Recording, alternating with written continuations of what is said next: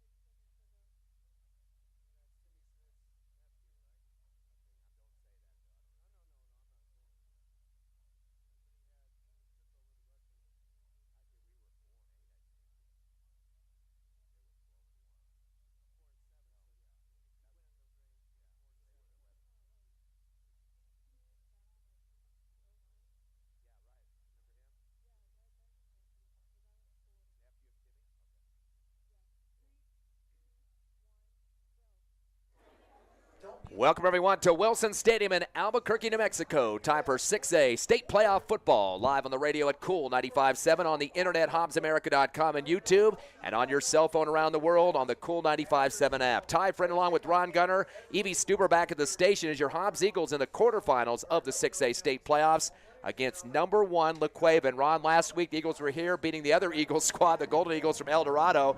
Nice game for them to get that road win, 35-14 the final. The number 8 seed knocked off by the number 9 seed Hobbs. They're here today, afternoon game on a Saturday. Nice day for football, kind of chilly here at Wilson Stadium, but sun's out, blue skies as well. Should be an exciting game, but they got to get going early against this team that's going to be a tough road to hoe here, being the fact that they are number 1 for a reason, haven't lost a game this season at 10-0 the Bears. Yeah, and Hobbs did it the right way with a Brock Beatty run. The first play was 67 yards and got him into the red zone, of course.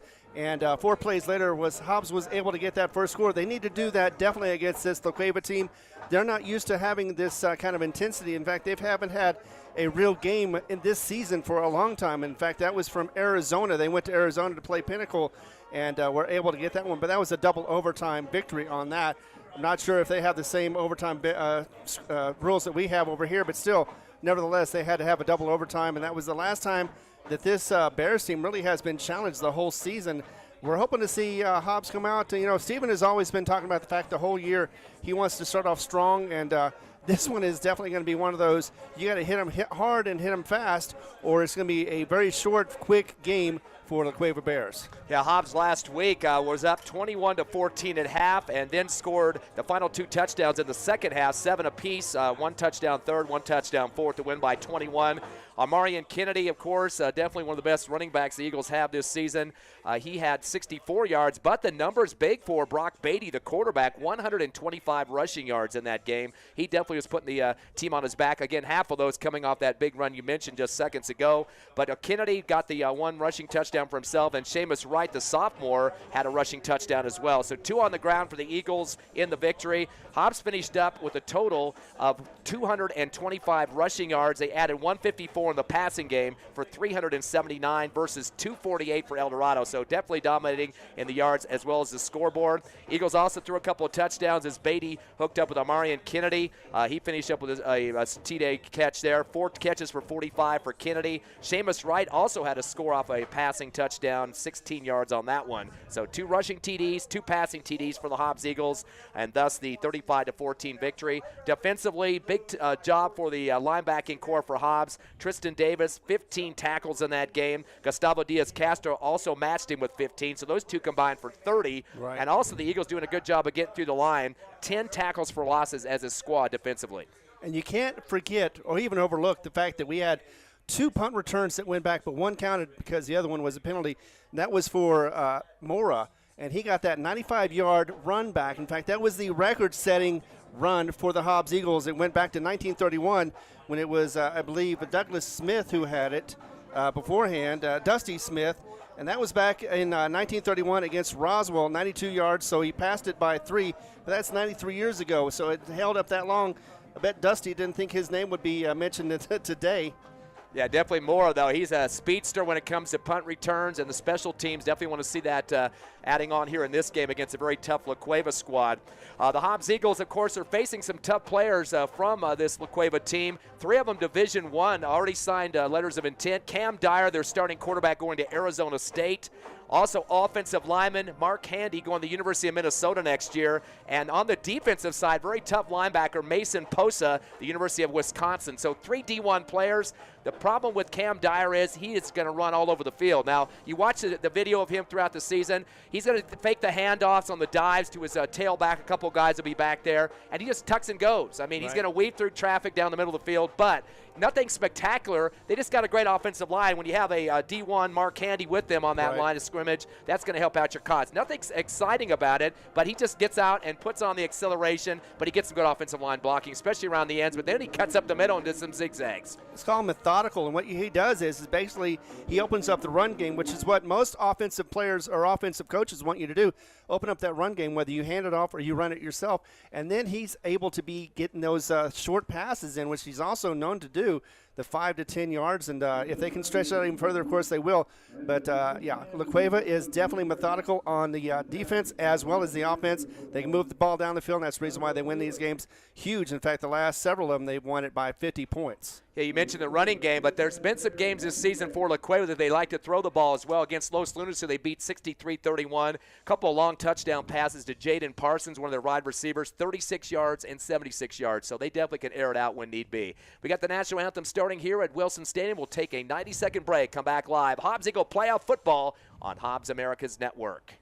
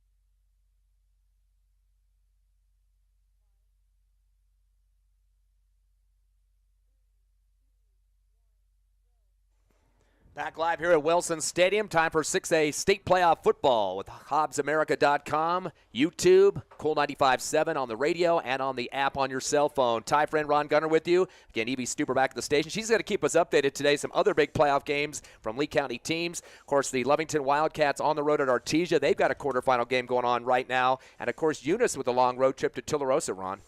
Indeed, and we're looking to see if Artesia is going to play well against Lovington they had earlier in this season, or is it going to be Lovington that's going to be able to come up and get that victory and start to show that they really do deserve to be in the 5A?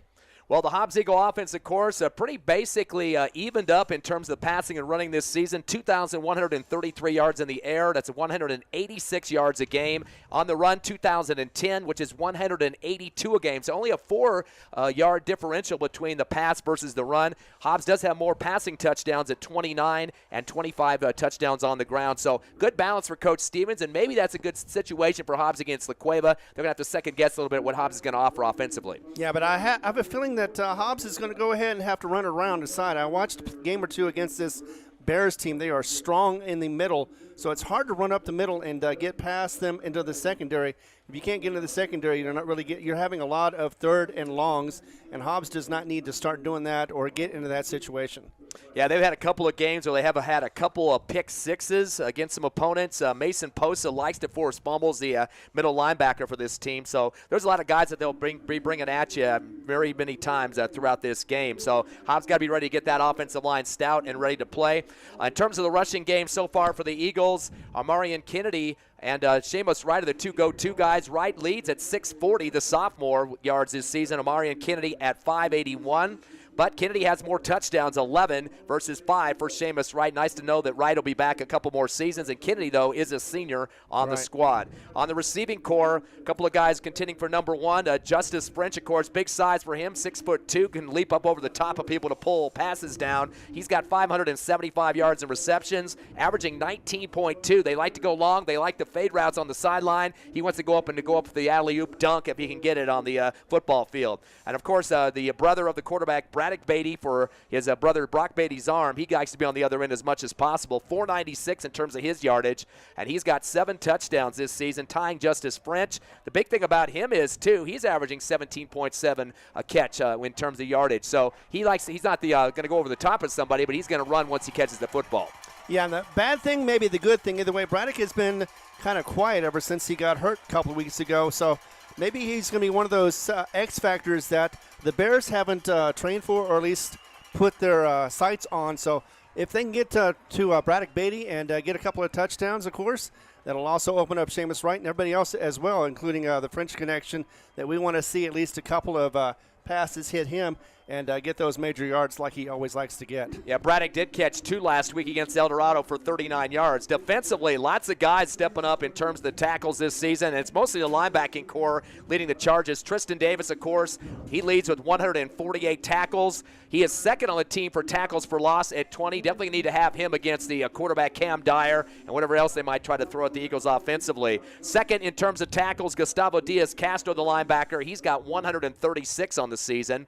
Then you got Sammy Baeza, another linebacker, at 107. He leads the teams with tackles for loss at 21 this season. He's definitely a bullet factor on the defense. And last but not least, the DB finally getting outside the linebacking core, Diaz. He's got 103 tackles this season, and one of the tops for tackles for loss at 11. So he's coming from deep secondary, coming up to help the Eagles tackle people. Exactly, and sometimes that's just a nice little blitz package that's going on that helps them out.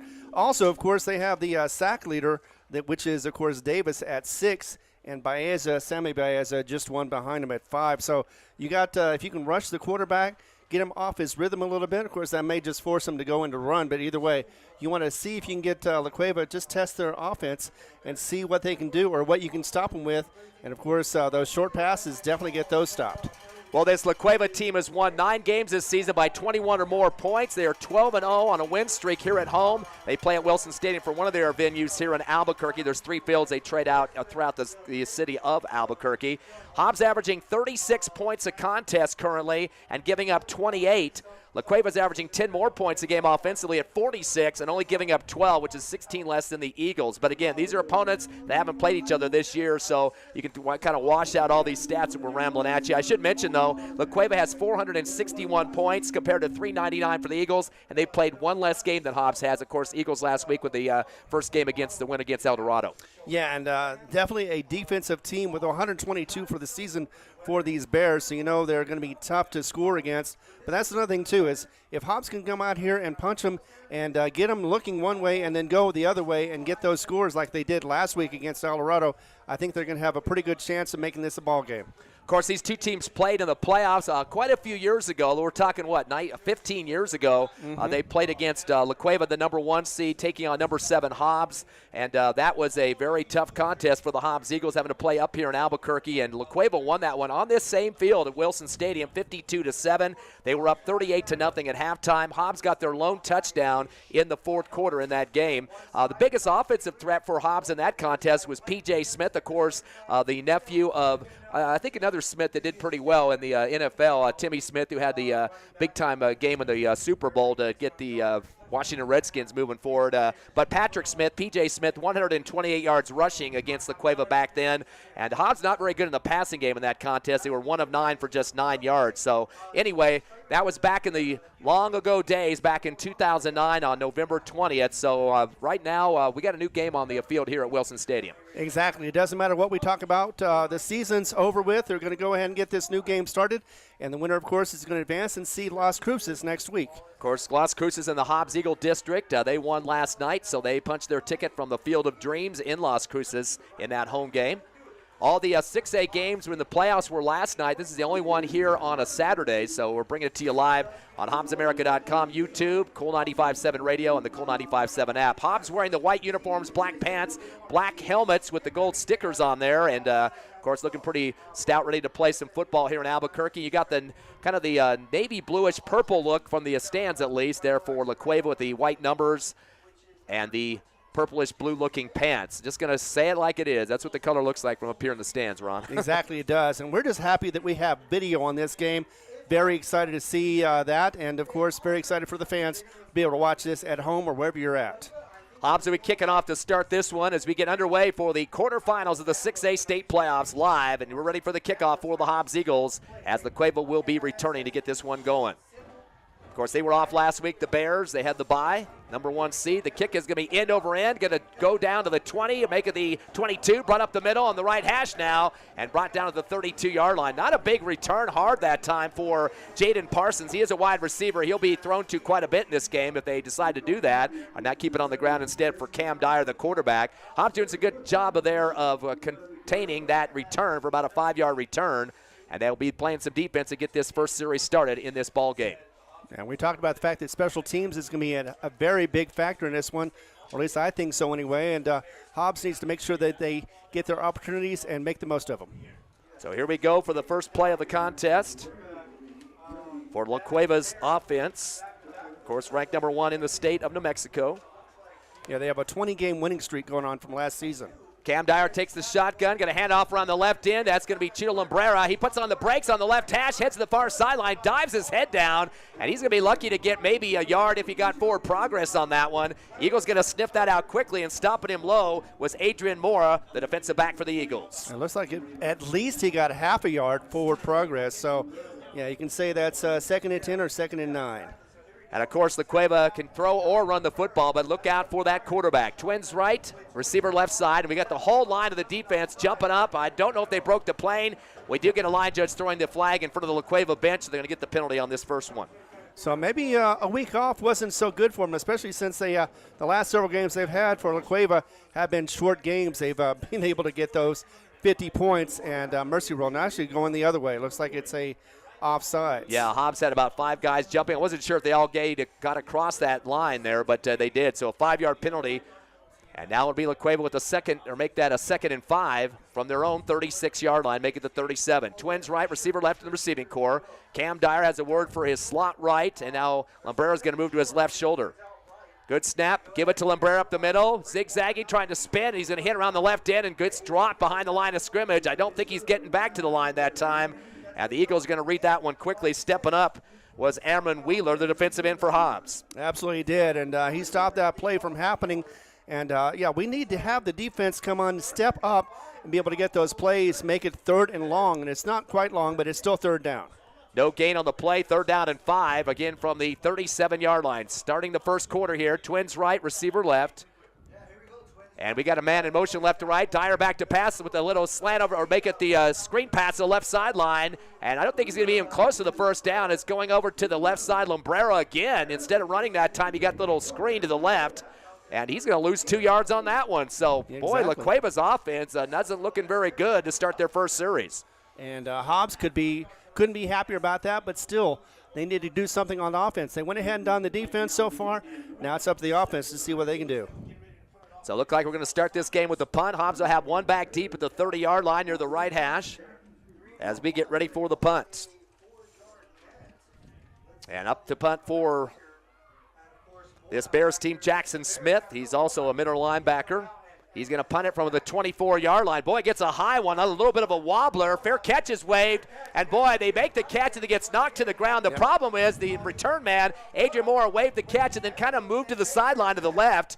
That might have drew the hit from La Cueva, so they might have a penalty flag on this one. It looks like if they do decide to go with it, that would be a 15-yard talk on. The problem with Moore is he probably should have stayed in the spot instead of moved to the left, but he might have just tried to be getting better position to make the catch. But if he got a fair catch call, then he cannot be hit regardless but of you where also he's can't at. move with the football. Once you catch it, you can't start moving to the sideline because that gives the defense not for sure. It looked like he was more catching the ball. Well, look at how much of a conference we got going on right now with the four officials. So there's going to be this debate whether or not he did move out of that fair catch zone.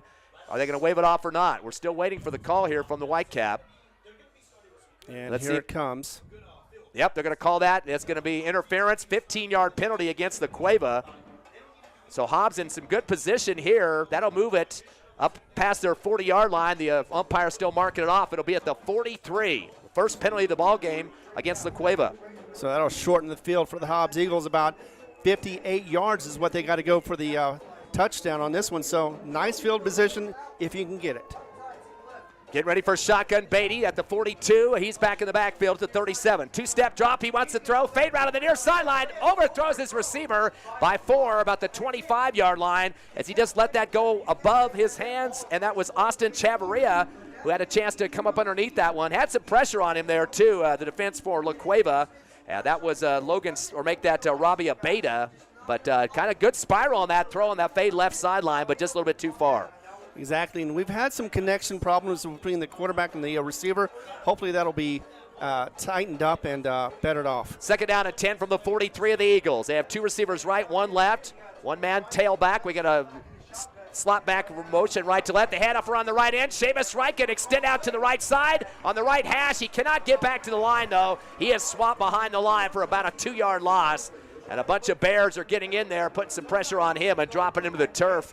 And the man in there first was the cornerback for La Cueva, Caden Armijo.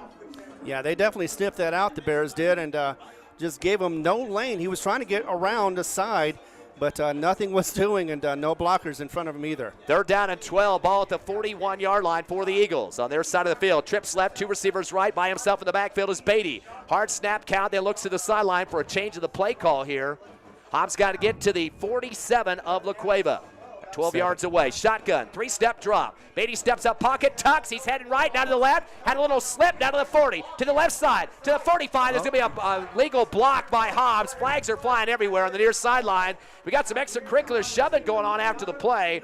This is going to be possibly just a decline penalty, though, as La Cueva will know that well short of the first down by about 8 yards. If they two flags at least. And if they take the penalty, it's going to break it behind the 40-yard line, but we'll see if they're just going to go ahead and cancel this out here. Well, Brock Beatty also did leave his feet. He jumped over a player, so that's not kosher either, but face mask. Oh, they call face mask on the Eagles. That's going to be declined as we thought. That was a 4-yard pickup for Beatty, but it'll be a punt situation for Hobbs. Exactly. So, yeah, unfortunately, 3 and out, and had a great field position for the Hobbs Eagles, but unfortunately could not get that first down. Yeah, kind of a lackluster start for both teams offensively, kind of feeling each other out to see who's going to come across the finish line in this quarterfinal matchup. 4th down and a long 8. Make it 9 for the Eagles. Man in motion right to left. Beatty slapping his hands, a high snap. He'll punt it from the 32, just barely gets it away, end over end. And the ball's going to bounce at the La Cueva 5. They try to tip it at the goal line. It breaks the plane, unfortunately. That will be a touchback. Hobbs doing a very impressive job of trying to save that in the end zone to try to tap it in to be down at the 1. As it was marked down at the goal line close to it by Adrian Mora. Trying to see who tried to knock it back. It looked like that was Tristan Davis that did the tip back for Hobbs, but he was about a foot into the end zone. So punt for both teams early in this game. Yeah, and so far a defensive team on both sides. Weren't expecting that, but still, it's advantage Hobbs so far. 1st and 10 for La Cueva at their own 20-yard line. Dyer in the shotgun, trips right, receiver left, fakes the handoff. He's going to take the run himself around the left end, barrels into a defender for the Eagles down to the 25 as he picks up 5. And a late flag coming in now for this play. We'll have to wait and see what this was all about. Hopefully not a late hit. Yeah. I did see a helmet go down with Dyer, and he looked like he was trying to go right into a Hobbs Eagle player. That was Amron Wheeler on the defensive end there. Hopefully that's going to be the call they get for the Eagles' advantage at least. It was a 5-yard pickup regardless for Dyer. But we'll see what the Whitecap says about this penalty. Still waiting for the signal. It's against Hobbs. I think they got was it a personal foul? Yes, I believe it. Maybe a late hit or somebody was targeting down on the ground that time with the helmet. So 5-yard pickup on the carry, and that'll be a 15-yard penalty on the Eagles. 2 for 20 so far on them, 1 for 15 for La Cueva, and that will be the first down of the ball game. Number 1 taking on number 9. Hobbs, of course, on the road in this one. 1st and 10 now from the Bears' 40-yard line. They got 3 guys in the backfield along with Dyer. He's going to throw it to the left flat, caught at the 43 and tiptoed out of bounds. That'll be a 3-yard pickup. They're going to say, as he only got 3 on that forward motion there on the far sideline, as the receiver coming down with the catch was Tanner Montano in front of the Hobbs Eagle bench far left.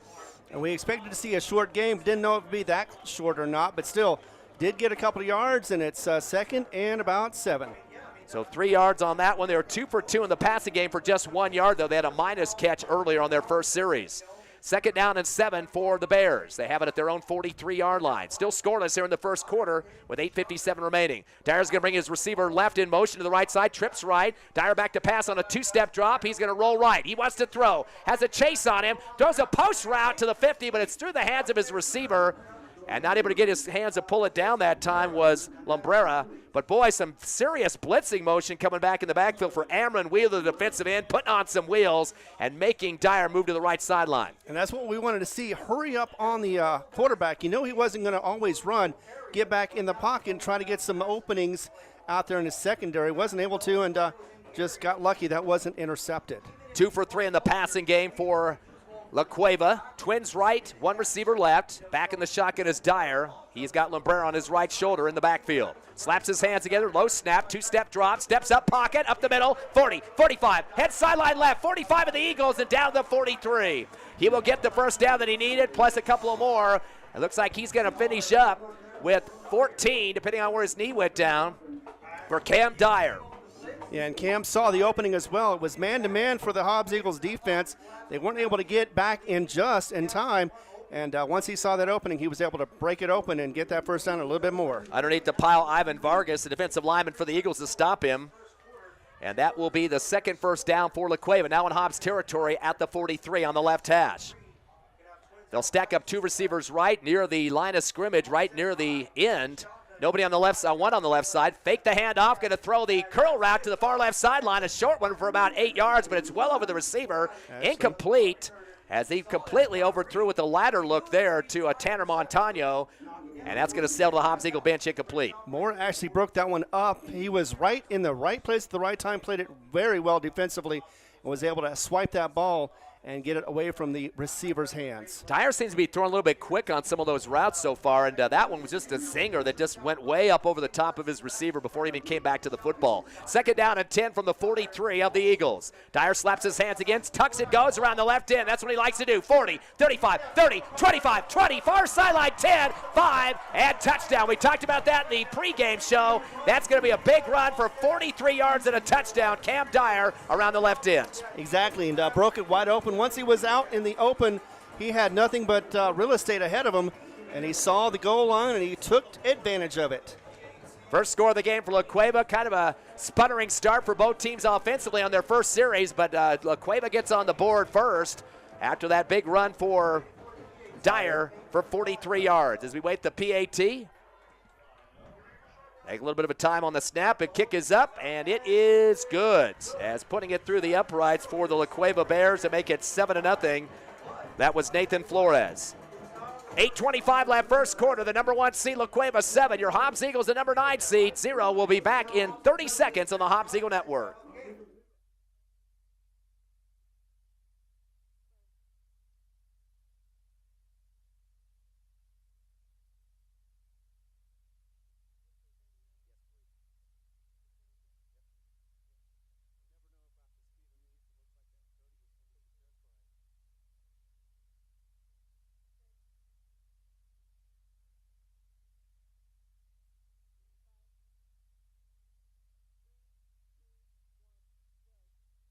Back here at Wilson Stadium, Ty friend Ron Gunner with you, and Evie Stuber back at the station. This is the quarterfinals of the 6A state playoffs football action here at Wilson Stadium in Albuquerque. If you just got on the radio or the internet with us, a big touchdown for Cam Dyer, the quarterback for La Cueva, 43-yarder around the left end up the sideline for the score.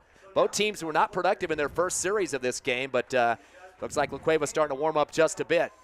About 60 degrees we're expecting here in Albuquerque. Blue skies and sun out as well. Here comes the kick from the 40. It's onside. It rolls up the middle of the field. Takes a big bounce at the 30. Goes back deeper to the 24. And the Eagles will recover it. But getting swarmed over by La Cueva. Everybody's going to be on top of the return man, Austin Chavarria. And the Bears were swarming on top of the man. They've had some red meat in his hands. And boy, that was a wicked bounce up in the air. Yeah, and then what they're really doing is just taking away the starburst that Hobbs has been employing the last couple of years, and that seems to help them out as far as getting extra yards. But when they dribble it across like that, it's just you never know who's going to be able to get the ball, and, of course, after that it pretty much derails that starburst. Yeah, Chavarria found himself to the 24 but had forward progress and then was dripped back for about 7 yards with all that crowd of Bears coming at him. Twins right, receiver left for the Eagles. Beatty back to shotgun, and he's going to have on his left shoulder to help him in the backfield, Amarian Kennedy. Give the handoff around the right end. Beatty's going to block for him to the 25 and down to the 30-yard line. Got his head down. Got 6, maybe 7, depending if they're going to say where the football ended up. Good, strong running there for Mr. Amarian Kennedy. And it looks like they're going to give him close to 6 yards on that. Just make it 5.5. Exactly. A nice little run. Nothing too major. Just gets the yards going forward. And we got second down. Hurry up offense down from the 30-yard line on the right hash. Beatty sends 3 receivers left now. Has Kennedy with him on the right shoulder of the backfield, and 1 receiver to the far right sideline in front of the Hobbs Eagle bench. Shotgun, 2-step drop. Beatty wants to fire with the out route, caught at the 38. And a nice snag there for the Hobbs Eagles. That's going to be about 8 yards on the catch for Hobbs. And coming up, first down as well for Justice French. First catch of the ball game for the Eagles. And they got to love that, just the connection right there. A short pass, just like the Bears employ, and Hobbs going back and doing the same thing that the Bears did. First and 10 from the 37. Fake the handoff. Beatty's going to go on the right side hash to the 40. 45 as he tucks it goes, and he's getting close to a first down. 9 yards. Of course, Beatty in the triple digits in rushing last week against the El Dorado Golden Eagles. That time he gets a big 9 and almost getting the first down. And that time around he was able to get it up the middle, so the line was focused on something else. And that Brock was able to get it there quickly. 2 carries for 13 for Beatty. 2nd and 1. Trips left, receiver right. They have it at the 47. Delay now as the Eagles look to the sideline to get the offensive play call. Looks like the receivers signaling each other, so this probably has changed. Shotgun look. Fake the handoff. Beatty's going to head right to the 50. 45 of La Cueva, and is pulled down at the 43. First down pickup for the quarterback, and then some. He's got about 10, making 11 for Brock Beatty.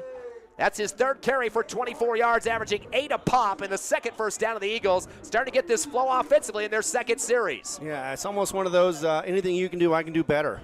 First and 10 from the La Cueva 43. Trips left, receiver right. Beatty back with Kennedy in the backfield. Good shotgun snap back to the 50. He's going to fire with the out route, but it's going to be overthrown to the far right sideline. Trying to come back to it was French, but had way too much mustard on it, sailed over his head, and that'll be incomplete. Hobbs now 2. Or make it 1 for 3 in the passing game for 8 yards, and that catch was from Justice French earlier. And it would have been nice, too, would have been an out-of-bounds kind of call, so he would have had a tiptoe to the sideline, but just wasn't quite delivered there where it needed to be. Hobbs going to slow down just a little bit now for their next play, although they all stay on the field, no huddle. 2nd and 10 now from the Bears' 43-yard line. Las Cruces up 7-0, 6:50 left first quarter. Beatty gets a shotgun, stays to the 50, throws the out route, but hits it in the hands of the receiver, but he fell down flat.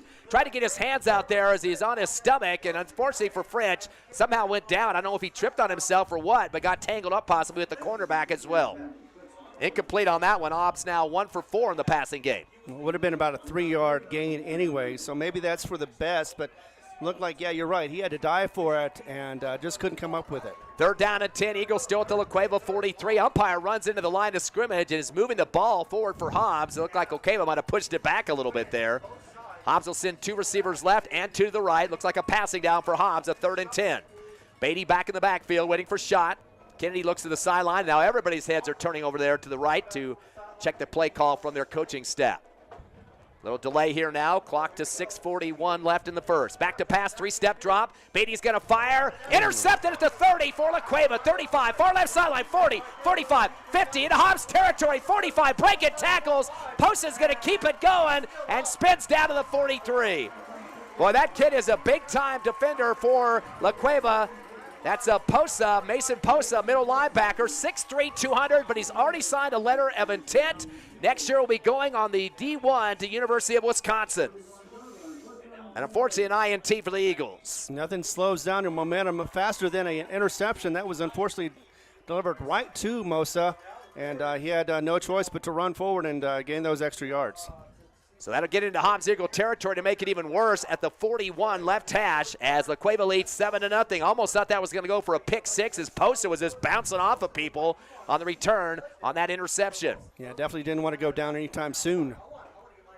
La Cueva all bunched up now. They got, looks like a receiver, 2 receivers stacked on the right side of the line, very close to this line of scrimmage where the snap's coming. We got to delay a game, it looks like, is waiting way too long. Cam Dyer here. They will get a 5-yard penalty on that. That's their 2nd penalty, total of 20 yards. And it'll back them up 5, closer to that midfield stripe. Clock stop at 6:28 left here in this first quarter with La Cueva leading 7-0. They open up in their 2nd series of the 43-yard touchdown run from Cam Dyer, the Arizona State commit, Division I as well for La Cueva next year. 1st and 15 now from the 46 of the Eagles. Shotgun on the left hash. Dyer's going to hand it up the middle, and there is Cheeto as Cheeto gets spun around. He's going to go down quickly, though. He gets some forward progress on that one. Not very much, though. Maybe about 2-3 yards to get back some of that penalty yardage as Hobbs gets stout. Coming up from the linebacking core for Hobbs to make sure he wasn't going to extend that run any more further was Sammy Baeza, the linebacker. Exactly. He was all over it and stopped that run. It could have been worse, but instead, a short gain. About 3 yards, second down and 13. Shotgun back to Dyer behind the 50. He's going to wait, throw it on the deep out route over the shoulder near the La Cueva sideline at the 25. We'll see if his feet were in on that one or not. They're saying nope, he was out of bounds. He said he was juggling. Yep, incomplete. No control of that football that time, intended for Jaden Parsons, wide open in Hobbs Eagle territory near the 30 and then extended to the 25. Never really had possession of it, so Cueva's going to drop to 2 for 5 in the passing game for just 1 yard. They got receivers open, Ron, but they're just not coming down with the catches they need. Exactly, but that's bad news for Hobbs and good news for La Cueva. All I have to do is just throw it a little quicker, and he would have been in bounds, and of course that would have been a huge first down. Third down and 13 from the Eagle 44-yard line. Twins left, 2 receivers right, shotgun for Dyer. He's going to stop now, look to the sideline. They're going to call timeout. They're going to talk to their staff a little bit here as Coach Brandon Back is going to call over his Bears. Looks like they want to extend this series as much as they can. 5:51 left, first quarter. It's La Cueva 7, your Hobbs Eagles nothing. We'll come back in 60 seconds live on Colt 95.7, HobbsAmerica.com, and YouTube.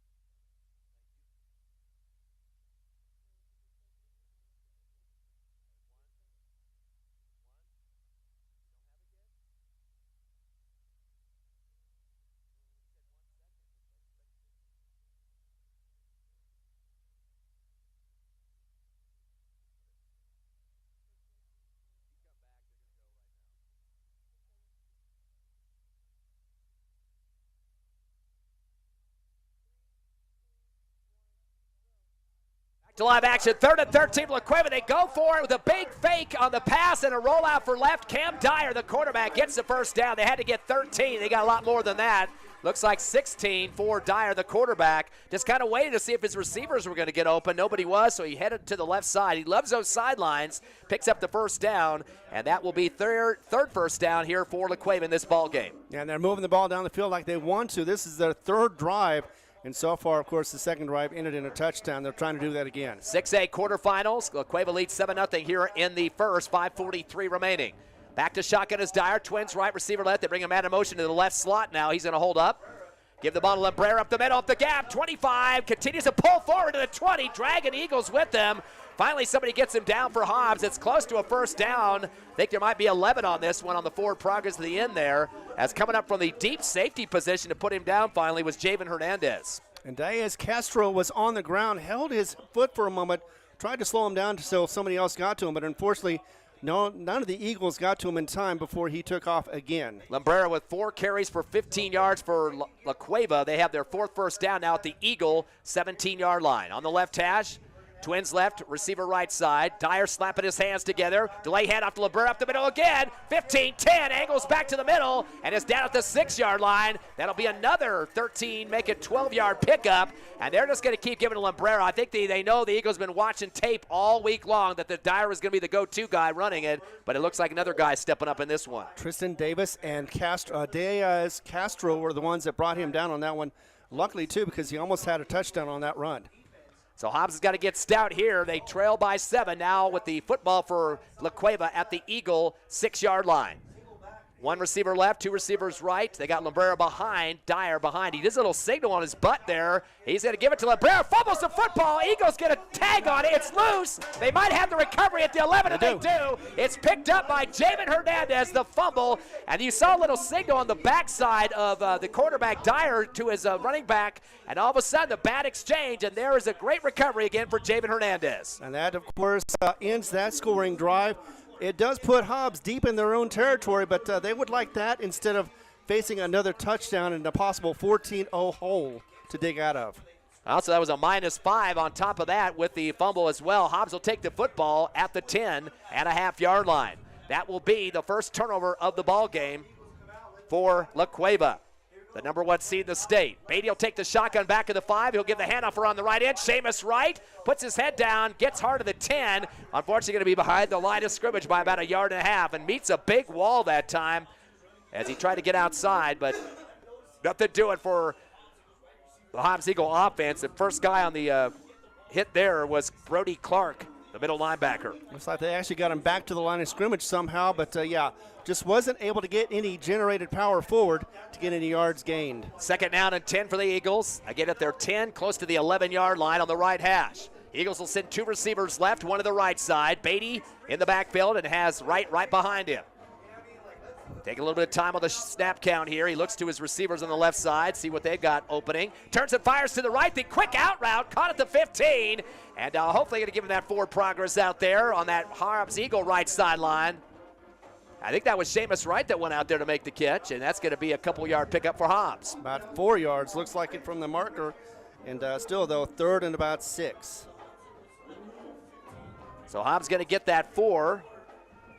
2 catches for 12 yards total for Hobbs. They're 2 of 6 in the passing game. A catch for French and a catch now for Seamus Wright. Eagles going to go trips left, 1 receiver right. 3rd down and 6 for Hobbs at their own 16-yard line. Shotgun to himself. Beatty's back. 3-step drop. Make it 4. Steps up in the pocket. Throws the post route. Looked like the receiver got held for a second. No call. Justice French was open at the 30, but it sailed in front of him near the right hash. As he had some tough defense, that big-time linebacker was kind of bumping into him. Almost looked like a hold, not called, though, as that was Mr. Mason Posa, that Division I signee that kind of put a little licking on French before he had a chance to catch a football in the post. And luckily he didn't intercept it like he did last time, but looked like that it was a catch that could have been caught, and if he did, he would have had some real estate in front of him. Definitely would have had a first down. Eagles 2 for 7 for 12 yards in the passing game. Another punt situation here, their 2nd of the game. That's going to bring Beatty back to the 1 where he'll receive the snap here. And the Eagles have some receivers to the left, 1 to the right side, including a slot left. They definitely want to get rid of this kick as quickly as they can here. They don't want to be pinned back.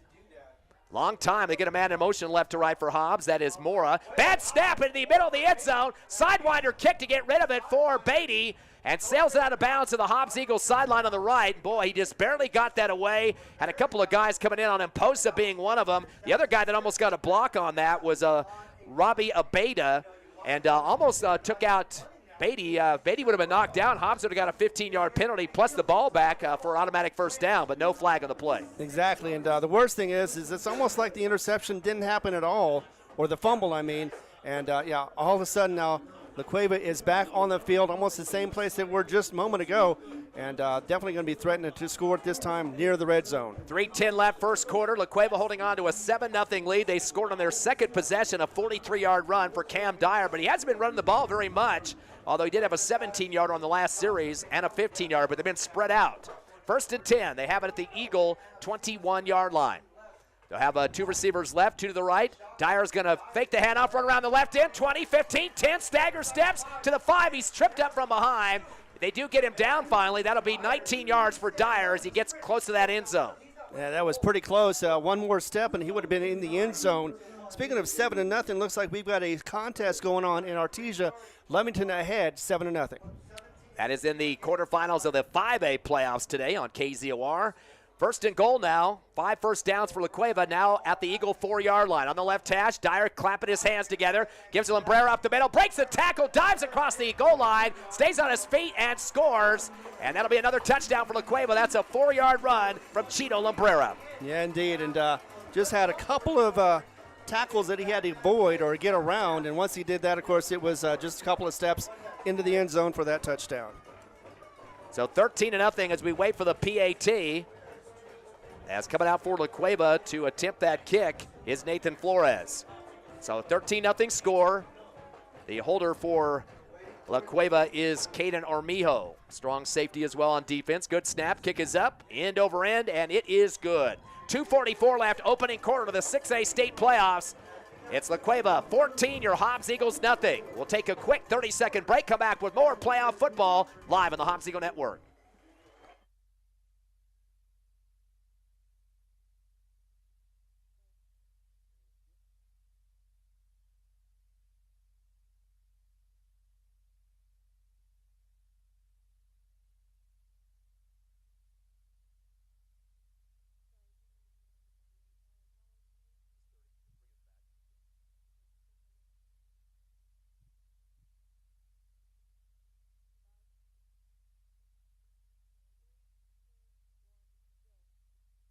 Live here in Wilson Stadium for the 6A state football playoffs. Ty friend Ron Gunner, Evie Stuber back at the station tonight, or should I say this afternoon. The Bears just scored off a Lumbrera 4-yard run. We should mention, too, Dyer, the quarterback for La Cueva, already with 5 carries and 99 yards and a touchdown so far. He scored on a 43-yarder. He is the Division I commit to Arizona State, so Hobbs is going to have to definitely start zeroing in on him. Here's the kick from the 40-yard line, end over end, comes to the left side of the field in front of the Cueva bench, hits hard on the 15, it's loose, Hobbs got a piece of it, it's rolling around and brought down at the 19. We'll have to unget the pile here to see who got the recovery. The Eagles have got it. Luckily, diving on it, Seamus Wright, and kind of piling on top of him to make sure he did have control of it for the Hobbs Eagles as well was Joshua Ortiz. So, boy, those two guys saving another bad bullet that almost got connect on the Eagles. And it would have been inside the red zone for the Bears. But, yeah, it looked like for a second that Hobbs was just trying to find the ball and wasn't able to touch it. And then in the last second, of course, they did and definitely had to retain possession, which we did. Eagles so far in the rushing game have had 3 carries for Beatty for 24, a yard or carry for 6 for Kennedy, and 2 for -2 for Wright. Hobbs is 2 for 7 in the passing game for 12 yards.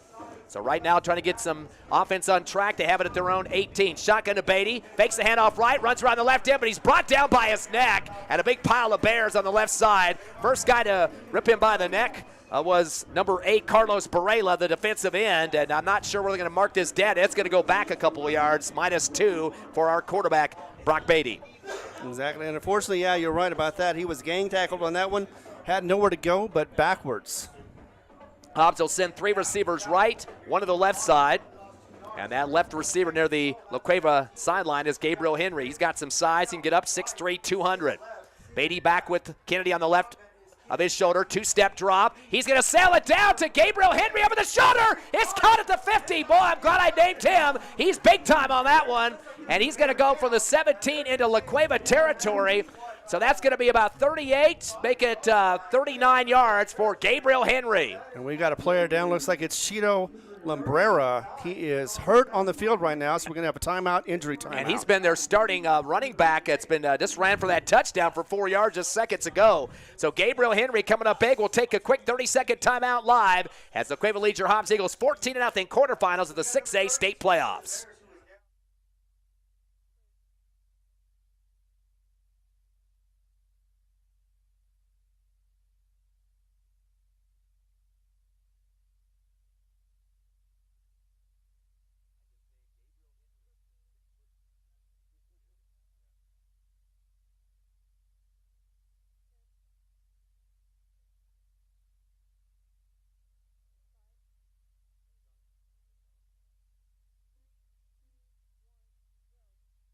We're back live at Wilson Stadium. Big pass protection for La Cueva, but they cannot stop Gabriel Henry getting through and up the left sideline, making the catch, 39 yards. Eagles now 3 of 8 for 51 yards in the passing game. That is their 3rd first down. They're in La Cueva territory now at the 44 on the left hash. Eagles trail, though, 14-0, 1:54 left in the first. Shotgun back to Beatty at the 50. He rolls left, now back to the right. He's going to fire it. Fade route, but throws it the wrong shoulder of his his receiver, who is on the right side of the end zone. Ball sails out of bounds. It was a deep shot, about 54 yards.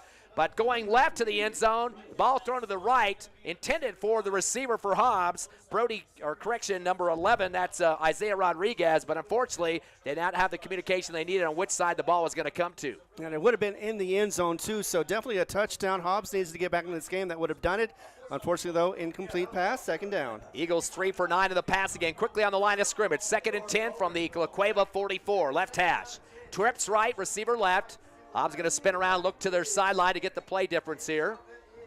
Beatty back at the 49-yard line of La Cueva to get that shotgun. Has Kennedy on his left shoulder. 1-step drop, stays pocket. He's going to throw it. An interception to the far left side. Caught at the 30, 40, 50, into Hobbs territory, the 40.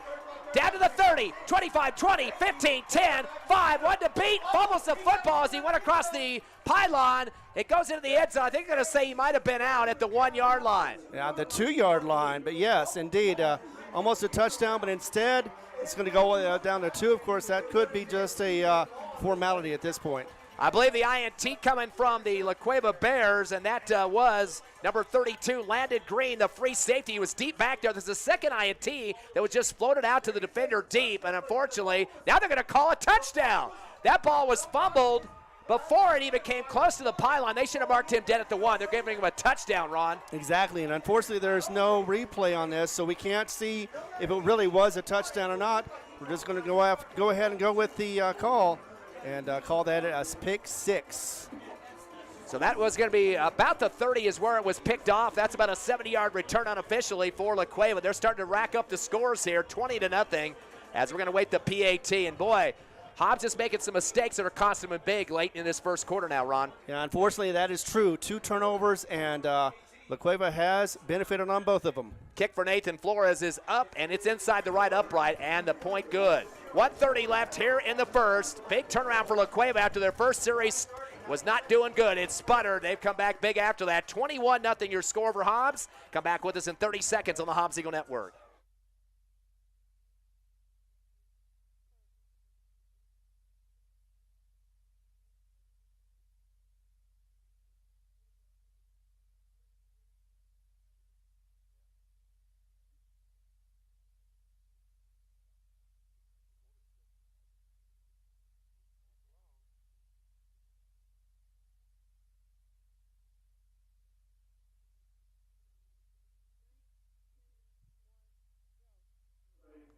La Cueva Bears, the number 1 seed here in the 6A state playoffs at Wilson Stadium, lead your Hobbs Eagles 21-0 after a 70-yard interception return, pick 6 for Landon Green.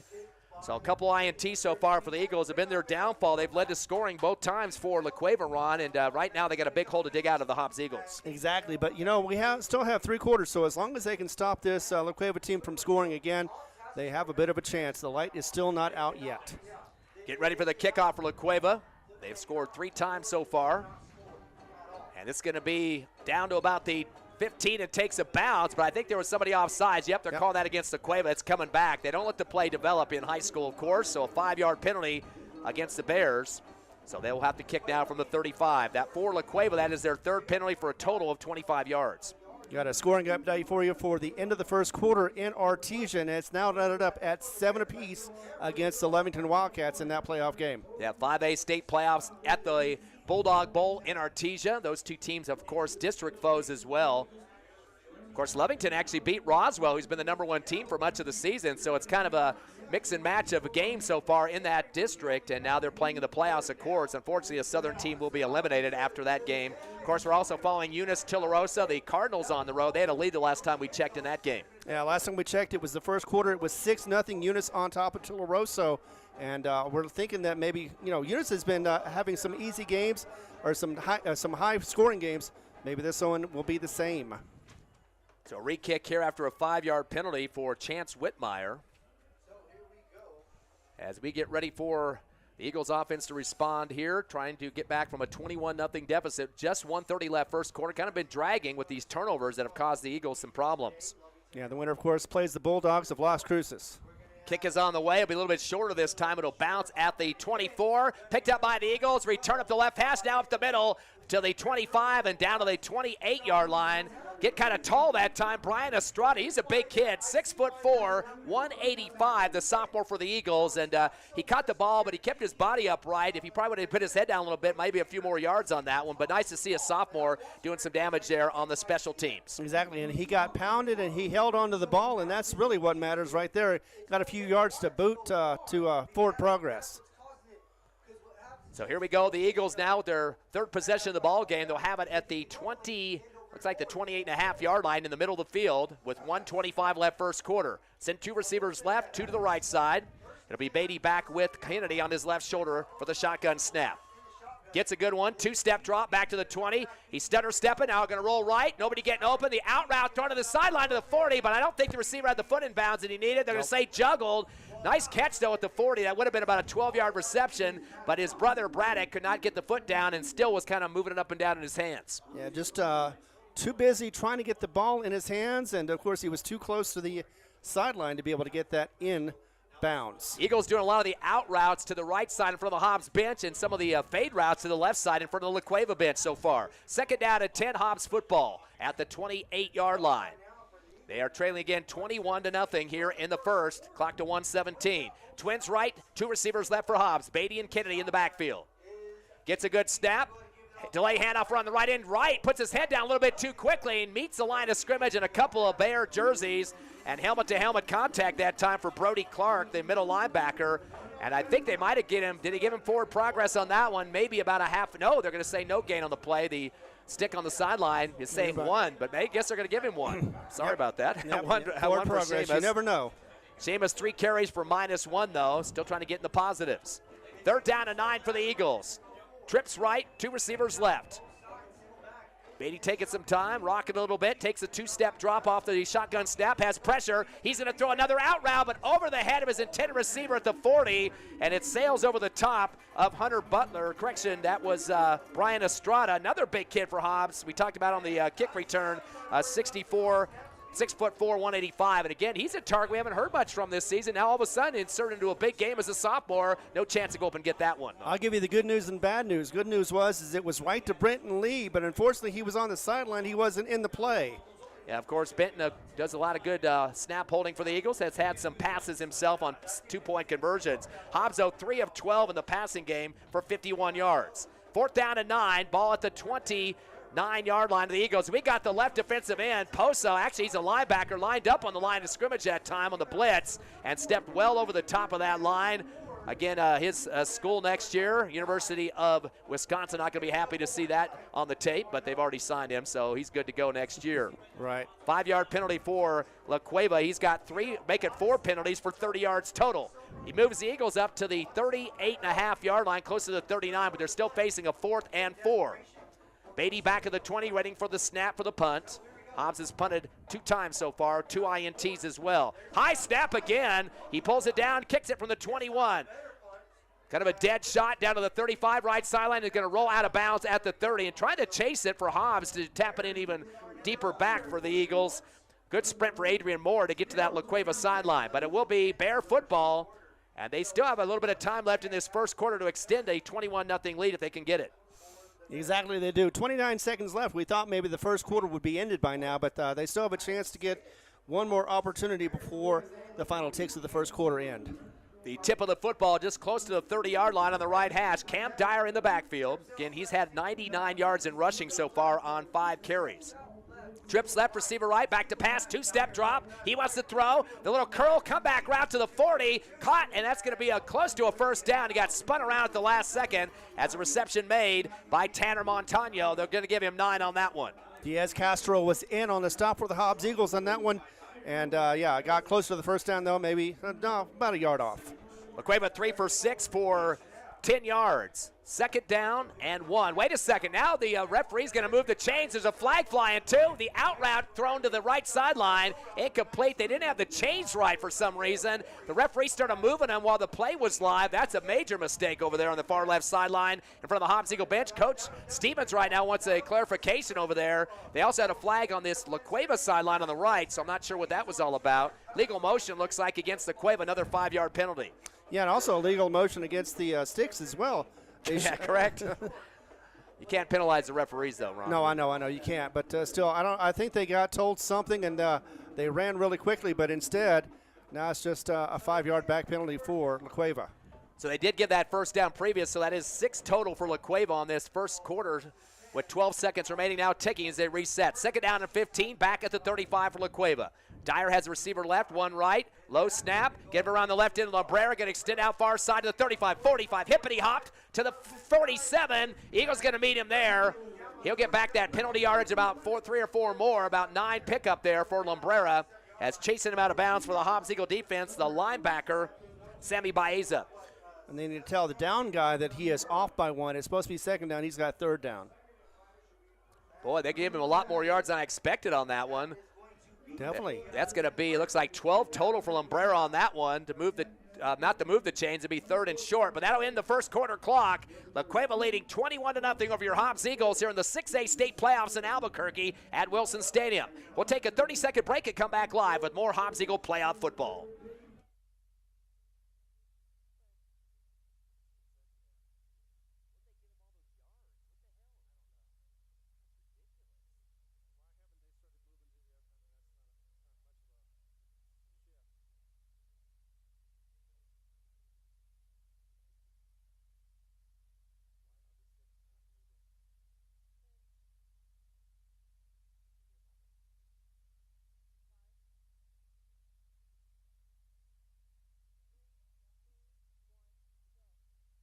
We're back to the second quarter here at Wilson Stadium in Albuquerque, side of the 6A state playoffs, the quarterfinals, and we got some problems with the chains again. We've had a lot of issues over there so far in this first quarter, heading into the second now.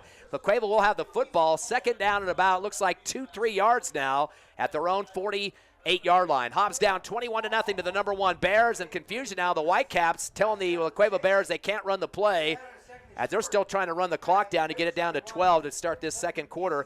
In case you just joined us, Cueva scoring 3 touchdowns in the first quarter, a 43-yard touchdown run for Dyer, the quarterback, 4-yard run for Lambrera, the tailback, and then Landon Green, a 70-yard interception return, pick 6 for a touchdown. Controversial, though, Ron. He fumbled before it got to the pylon. They probably should have had him out at the 1-yard line. Yeah, even though he did hit the pylon, like you said, it seemed like he was out before then, but it was reversed call. First it was at the 2, and then they came back and said, yes, it was a touchdown. Here we go, live action once again. Second down and 3 from the La Cueva 47 left hash. Shotgun to Dyer. Fakes a handoff left, runs around the right end to the 45, 50. Hobbs 45, 40, far sideline right. 35, 30, 25, 20, 15, 10, 5. Touchdown. Cam Dyer for 53 yards, and that's the ball motion that we've been seeing. The fakes left, going to the right. Dyer loves to do that around the ends, and makes the Eagles pay for that, unfortunately. 53 yards and a touchdown. And it's making it look a little too easy, especially the first play of the second quarter. And La Cueva looking like a comfortable lead, 27 and a point extra will make it 28. And Cueva has nothing to worry about so far in this game. 152 yards rushing for Dyer and 2 touchdowns of 43 and now 53 as we wait the PAT for La Cueva. Ready for the kickoff, or the PAT kick, is Nathan Flores. Good snap, kick is up, and it is good right through the middle of the uprights. 11:50, just barely starting this second quarter. It's La Cueva 28, your Hobbs Eagles nothing. Back in 30 seconds, live on the Hobbs Eagle Network.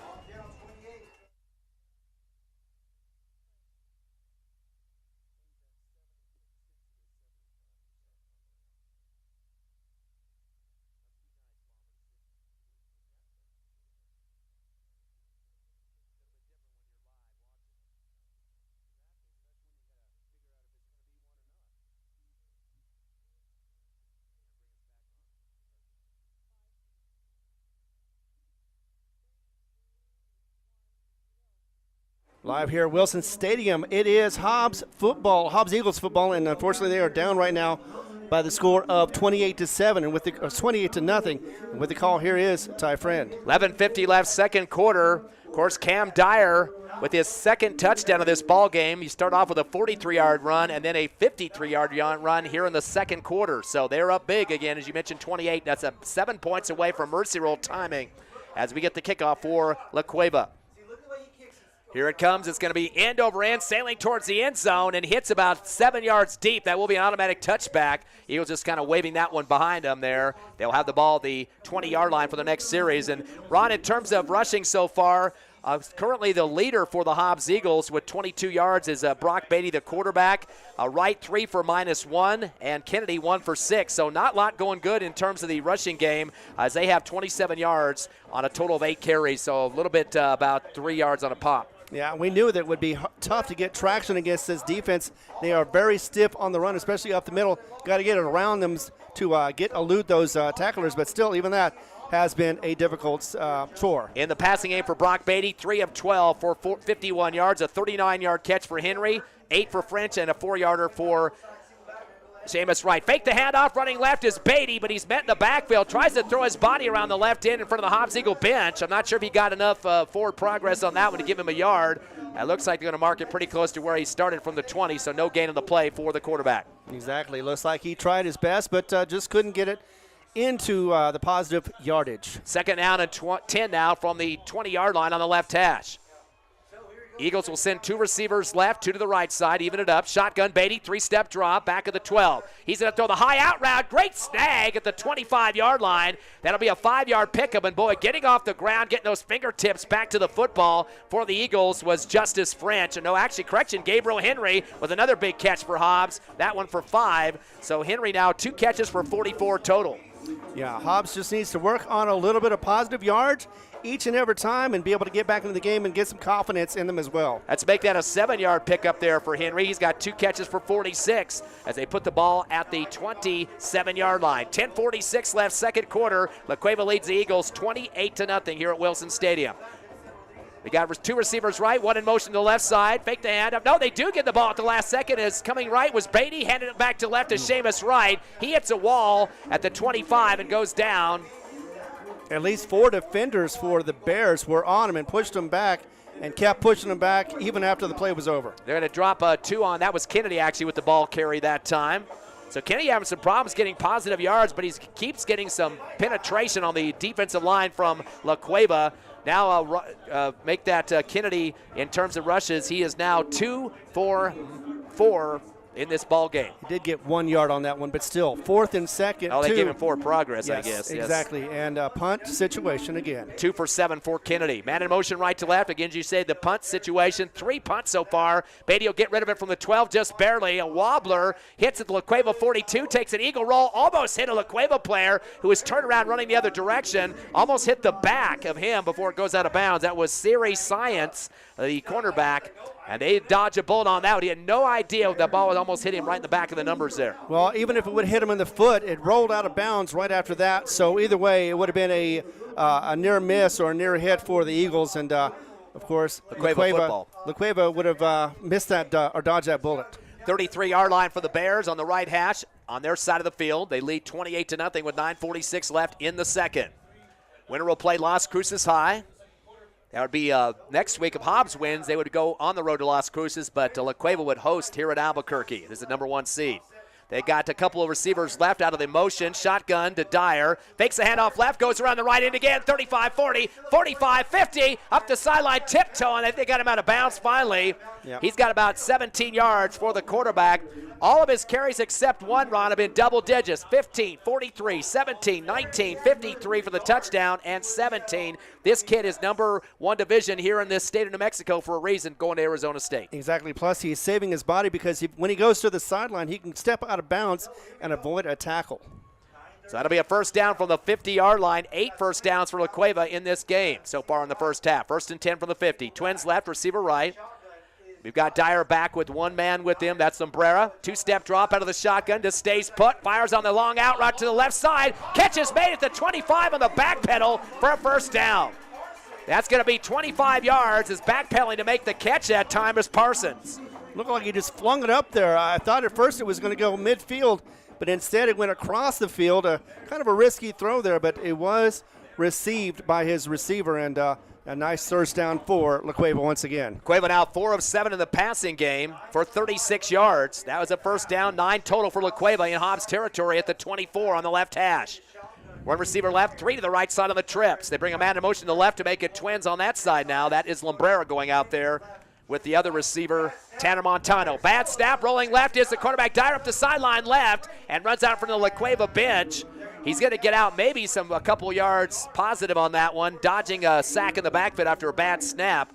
And they're going to get plus on that one for Dyer. And almost got late hit out of bounds by the Eagles. You got to be careful about that. Yeah, definitely know where you're at. Have your head on a pivot or swivel, and definitely make sure that you don't do anything, give them any more yards than you already have to.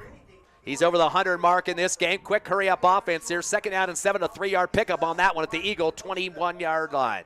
Shotgun to Dyer, 2-step drop, throws the screen left. Labrera, 25, 20, 15, 10, left side, zigzagging around for the final couple of yards in the end zone and finds the score. That'll be a 23-yard pickup and the touchdown for Labrera, this time from the passing game. Yeah, and another one of those left side was able to get the blockers ahead of him, and Hobbs wasn't able to stop him before he got into the end zone for that touchdown, and that will mean 1 point away from Mercy Rule in the second quarter.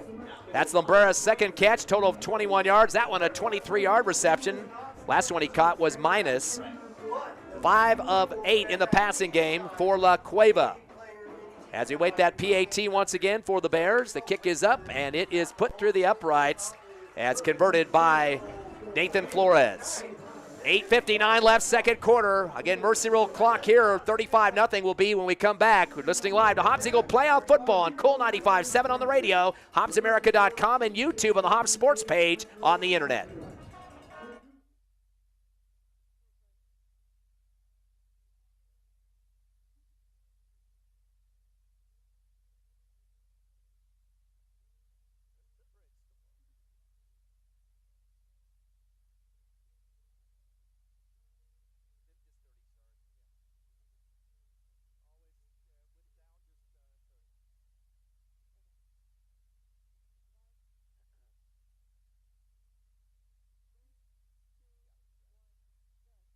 Welcome back to this championship game, this semifinal. And Hobbs, unfortunately, is behind right now, 35-0 to the La Cueva Bears, number one for a reason, with a 20-game winning streak. And with the call, here is Ty Friend. Ron, you said it was a championship, a semifinal, but it is a quarterfinal game. In this quarter. I'll say everything right. I'll say it wrong until I get it right. It's not the first round of the playoffs, that's for sure. From the 40-yard line, the kickoff for this La Cueva Bears team, the number one seed, taking on the traveling Eagles at number 9, twice in Albuquerque back-to-back weeks. Here comes the kickoff from the 40. This is going to sail towards the end zone again, and this time about the same place it hit the last kickoff, about halfway through the end zone, as Hobbs has no chance to return. So the Eagles offense got to get untracked here, as they do have some pass completions coming the last couple of series here. They are 4 of 13 in the passing game for 58 yards. A couple of catches for Henry for 46. French has a catch for 8, and a catch for 4 for Seamus Wright. So far the passing game started to come on court just a little bit. Currently the leading rusher is Beatty, who's got 5 carries for 22 yards, 2 carries for Kennedy for 7, and Seamus Wright has had 4 carries for 1 yard total. So Hobbs trying to get that running game going as best they can. They'll have it at the 20-yard line for this start of the series. 8:59 left, second quarter. Again, La Cueva up 35-0. Twins left and right. Back to shotgun is Beatty. 3-step drop. Steps up in the pocket. He's going to sail it down the middle of the seam route. Intercepted near the 50-yard line. Put up the left side, 40, 35, 30, and run around to the 20 and knocked down. There's flags flying late in the play as the pickoff for this La Cueva team, Jet Klinghorn. But there's late flags, and I don't know what happened at the end there, but it came from all distances, those flags flying. The INT, though, it will be La Cueva possession on the turnover. Yeah, it happened after the interception, and unfortunately that happened. Looked like that Brock Beatty got hit while he was delivering that ball. It was a wounded duck, and it had no chance to get to his receiver, but there was 2 Bears in the area, and one of them, of course, picked that one off. It wasn't a late hit on the quarterback because the flags came after the INT and on the return there for Kinghorn. So big discussion for 3 of the officials, Whitecap and 2 others here. The flag about the 31, so it was late on the course of the tackle after the INT. Oh, wait a second. They're pointing towards La Cueva, so maybe it's a penalty late for La Cueva, but I'm going to see if they're going to count the INT. I would think they would. It does look like they are going to, and it is against La Cueva, like you said. It is first down La Cueva. How many yards did they go back on that? Oh, illegal block, I think that's what they got on that. So 10-yard penalty against La Cueva. Yeah. That'll be there. They're starting to rack up some penalties in this one. 6 penalties so far for 45 yards, but it will be the INT. That's the 3rd turnover, all interceptions, unfortunately, for the Hobbs Eagle offense. And that will be La Cueva football at the 42 of the Eagles on the left hash. Shotgun to Dyer by himself in the backfield. He's going to let it loose on the far left sideline. Fade route, caught at the 1, and touchdown. Little over the shoulder look. That'll be a 41-yarder in stride, left side of the end zone for the big catch by Tanner Montano. Yeah, just simple, like you said. In stride and in the end zone, 1 and done. Hobbs had a chance to get back into it, had a 1 opportunity, and it was intercepted. And, of course, the Bears took advantage of that and capitalized. That's the 3rd catch for Montano, his first touchdown. 3 catches for 54 yards. And that extends the lead to 41-0. Of course, they're past the mercy rule numbers they need at 35, so just putting some extras on there here. Looks like they're going to go for it, too, as they have Dyer in the shotgun now. Kind of wondering why they're doing this. Twins right, receiver left. Lombero back with Dyer on the right shoulder. Going to fake the handoff, rolling right as Dyer. He wants to throw. Throws it to the back of the end zone in the right corner. Overthrows his receiver as he tried to get it out there to Ryder Eichenlob. Incomplete. Eichenlob's actually a backup quarterback. He's a senior as well, but I don't think he's going to get much action when you have a Division I Cam Dyer behind the snap. Incomplete on the 2-point conversion, and we will go to the next kickoff here. 41-0 as La Cueva leads Hobbs with 8:36 left, second quarter. We're back in 30 seconds live on HobbsAmerica.com, YouTube, and Cool 95.7.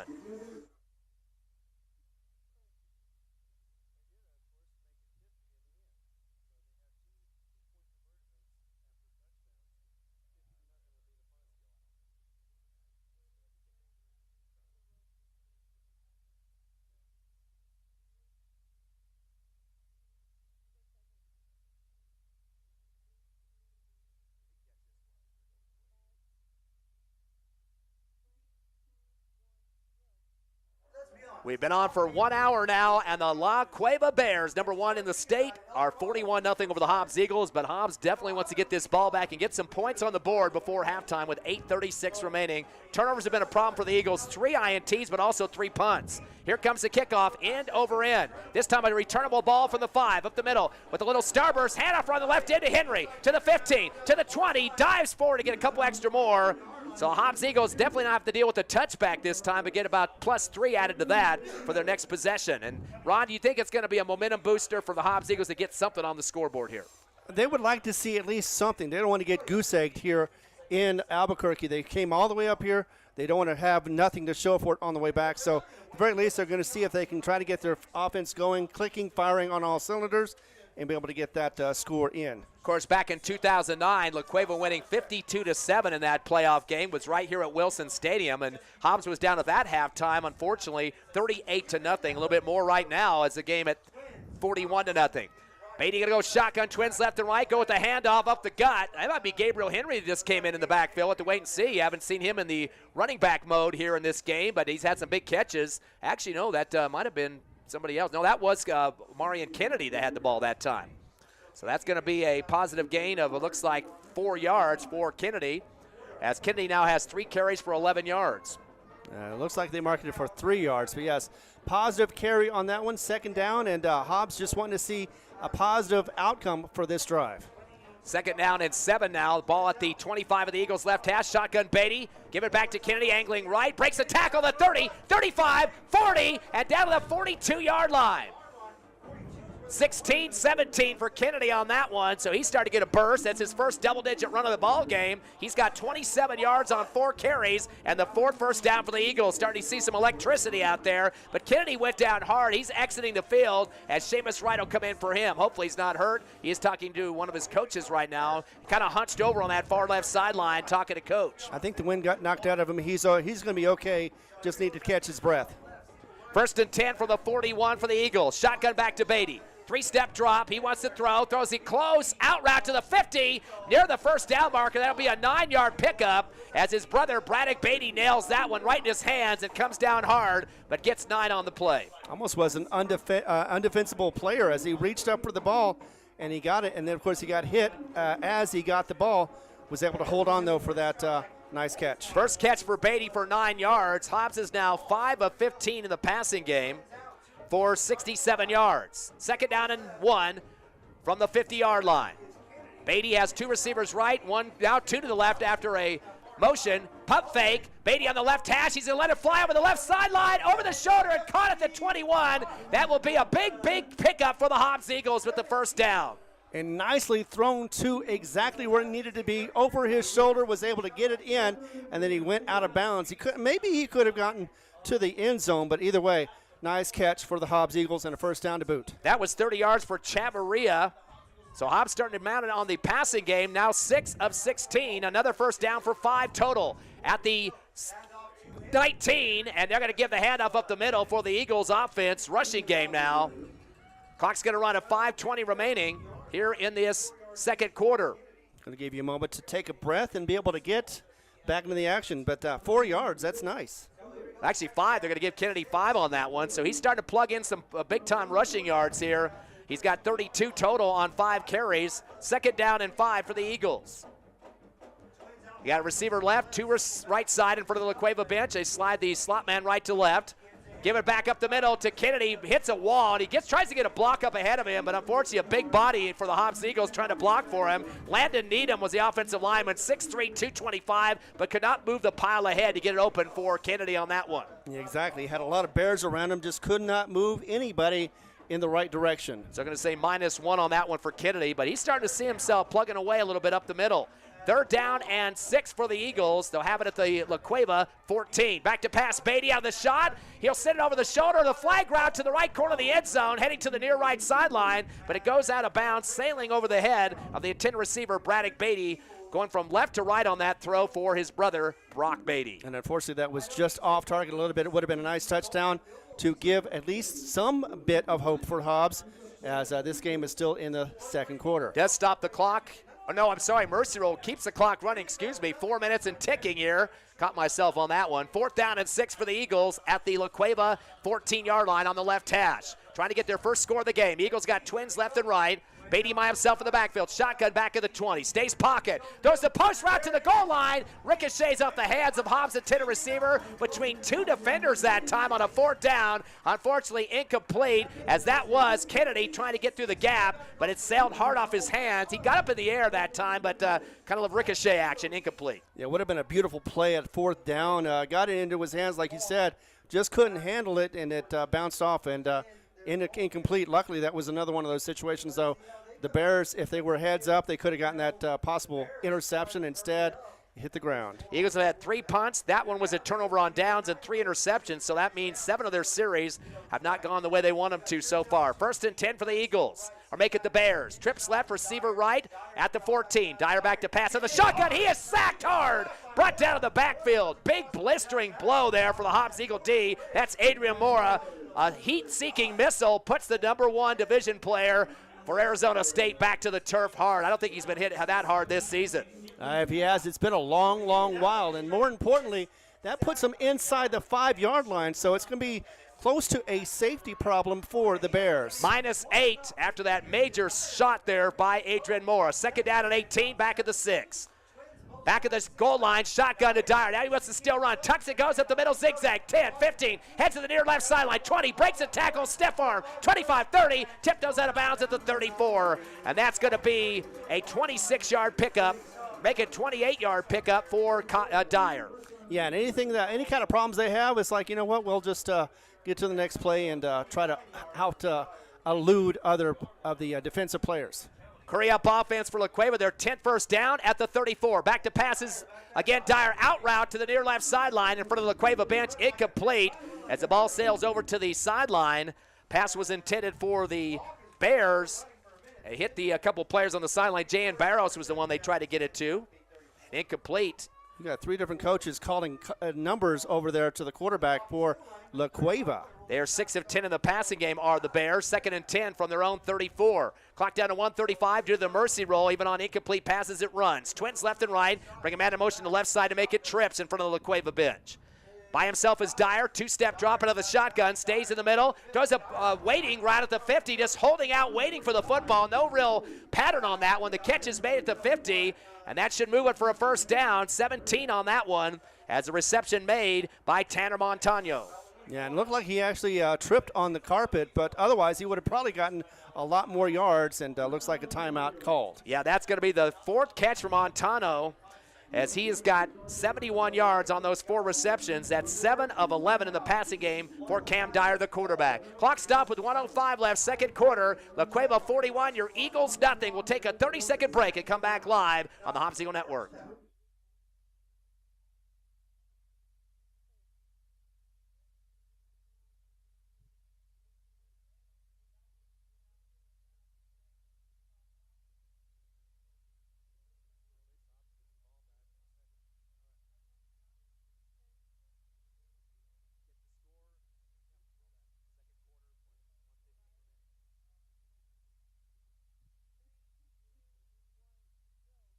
Hobbs Eagle football right here at Wilson Stadium, and unfortunately with 1:15 to go in the 2nd quarter, it is Hobbs down 41-0, and it is La Cueva moving the ball down the field. And for the call, here he is, Ty Friend. Yeah, the Bears have it in Hobbs Eagle territory at the 45 on the left hash. Again, up 41-0. They tried a 2-point conversion on their last attempt for extra scoring, but did not make it. Trips right, receiver left.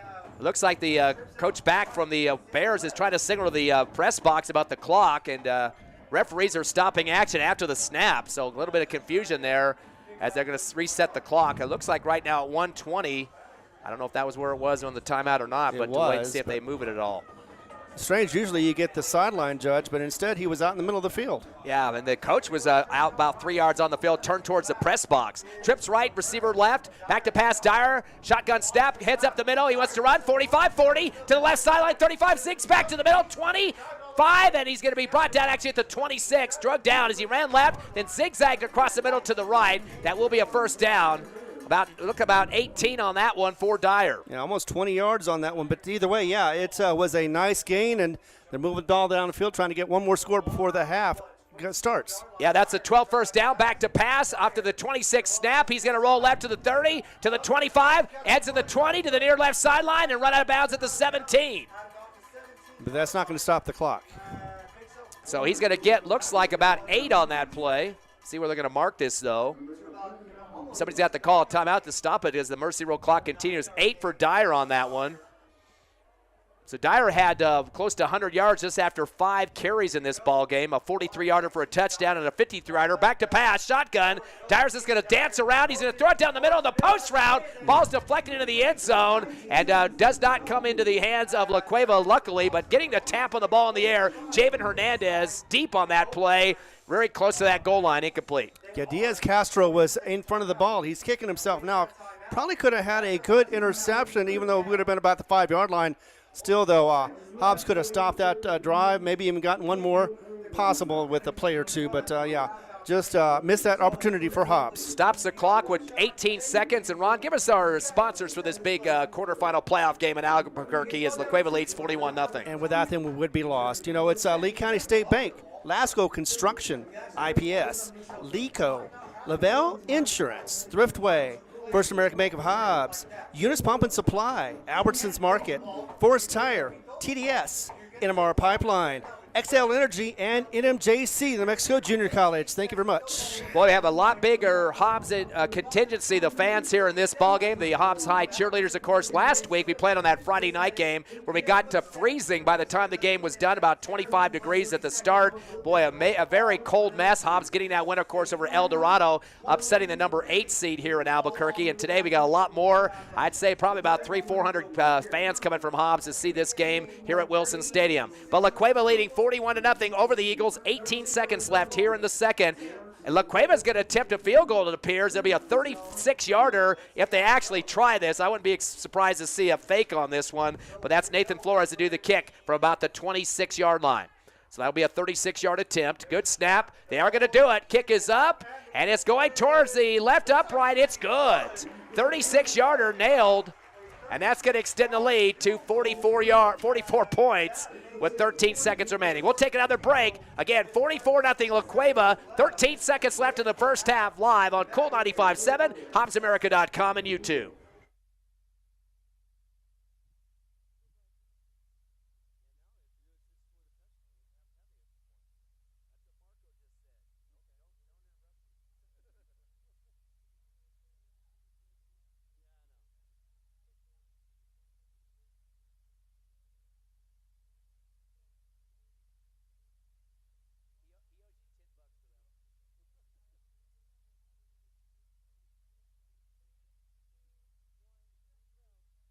Thirteen seconds left here in the first half. Wilson Stadium decided the 6A quarterfinals as your Hobbs Eagles trail La Cueva, the number 1 seed, 44-0.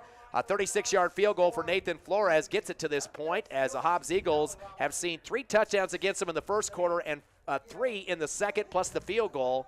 And 6 points away from game over. That's going to have to wait till the second half, but La Cueva's 1 touchdown away from getting that unless Hobbs can score before that. They have 13 seconds to try to get back in this ball game to get underneath that chance for the game over. Catch made at the 25, return for the Eagles, up to the middle, and getting drugged down, spun down to the 25-yard line on the return. Justice French kind of was hesitating a bit, running from right to left, not getting the blocks he wanted, kind of put his arms up in the air. Unfortunately, that's going to run out the clock, it looks like. They did have 1 second left. I thought they would bring one play into the game here, but now Coach Stevens is trying to get the team back to not run to the locker room. He thought maybe that was going to run out the clock, but there was 1 second on there before they – nope, they're going to let the teams go to the locker room, it looks like. Mercy roll. It did roll off 1, but that looked like it was enough time to get 1 play off. But at halftime, Hobbs is going to have to discuss how they can get at least a touchdown in here or some points to try to keep it off a game over at 50-0, because in 1 more score for La Cueva, that would end the ball game in the third. We'll take a break. 44-0 La Cueva over your Hobbs Eagles. Come back with us for the halftime show on Cool 95.7, HobbsAmerica.com, and YouTube, live on the internet and the radio.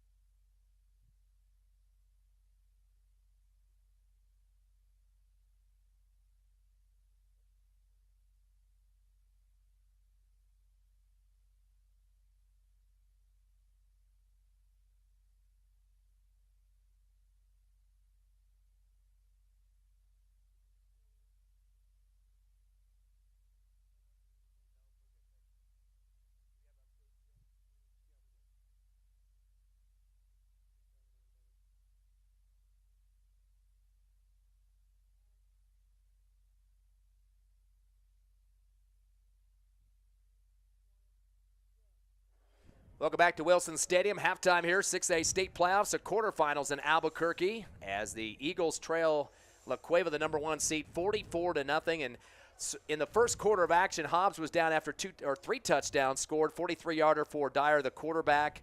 A 4-yarder for Lumbrera made it 14-0. And then also a 75-yard interception, pick 6 for a touchdown for Lander Green. Again, 21-0 at the end of the first quarter. Dyer added his second touchdown of the game off a run for 53 yards early in the second, about 10 seconds into the second, making it 28-0. Also a pass from Dyer to Lumbrera for his second touchdown, and that one in the air. That made it 35-0, 23-yarder to him. They returned with a 41-yard play as well to Montano on a pass to him, 41-0, missed the 2-point conversion, and then a 36-yard field goal for Nathan Flores made it 44-0 here at the half. And of course, that means the Cueva is 1 6-point touchdown away. They don't need the PAT to put this in the books if they get it before Hobbs can score. That is 50-0 would be the game over mercy rule in the second half. Exactly. Hobbs needs to come out. They will get the ball first. They need to come out here and be able to score, unless they just want this game to be over with. But they would like to get something. A goose egg is not what they come here for.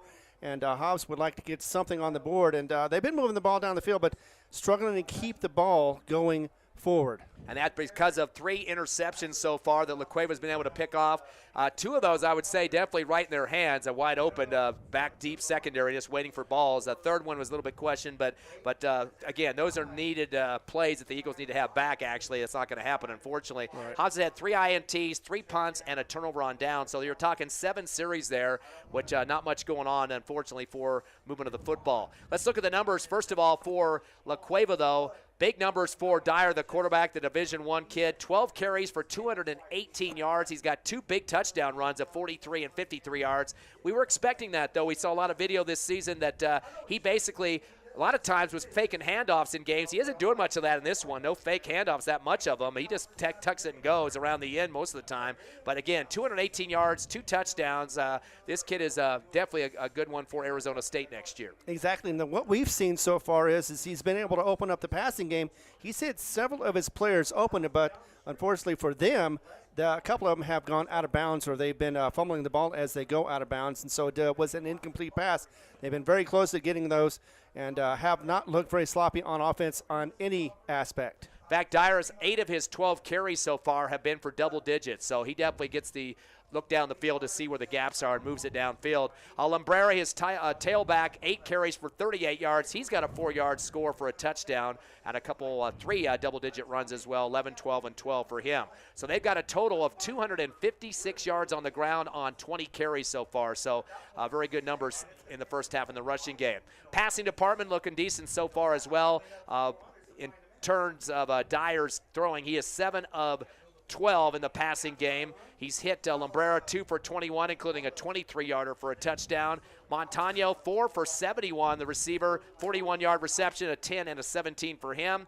And then one other guy catching one for this La Cueva team was Jaden Parsons. He had 1 for 25. So they are again 7 of 12 for 117 yards in the air. Total offense for La Cueva unofficially 373 yards in the first half. They had 6 penalties for 45 yards. They punted once and fumbled once to the Hobbs Eagles off the recovery for Hobbs. Coming up with it was Adrian Mora.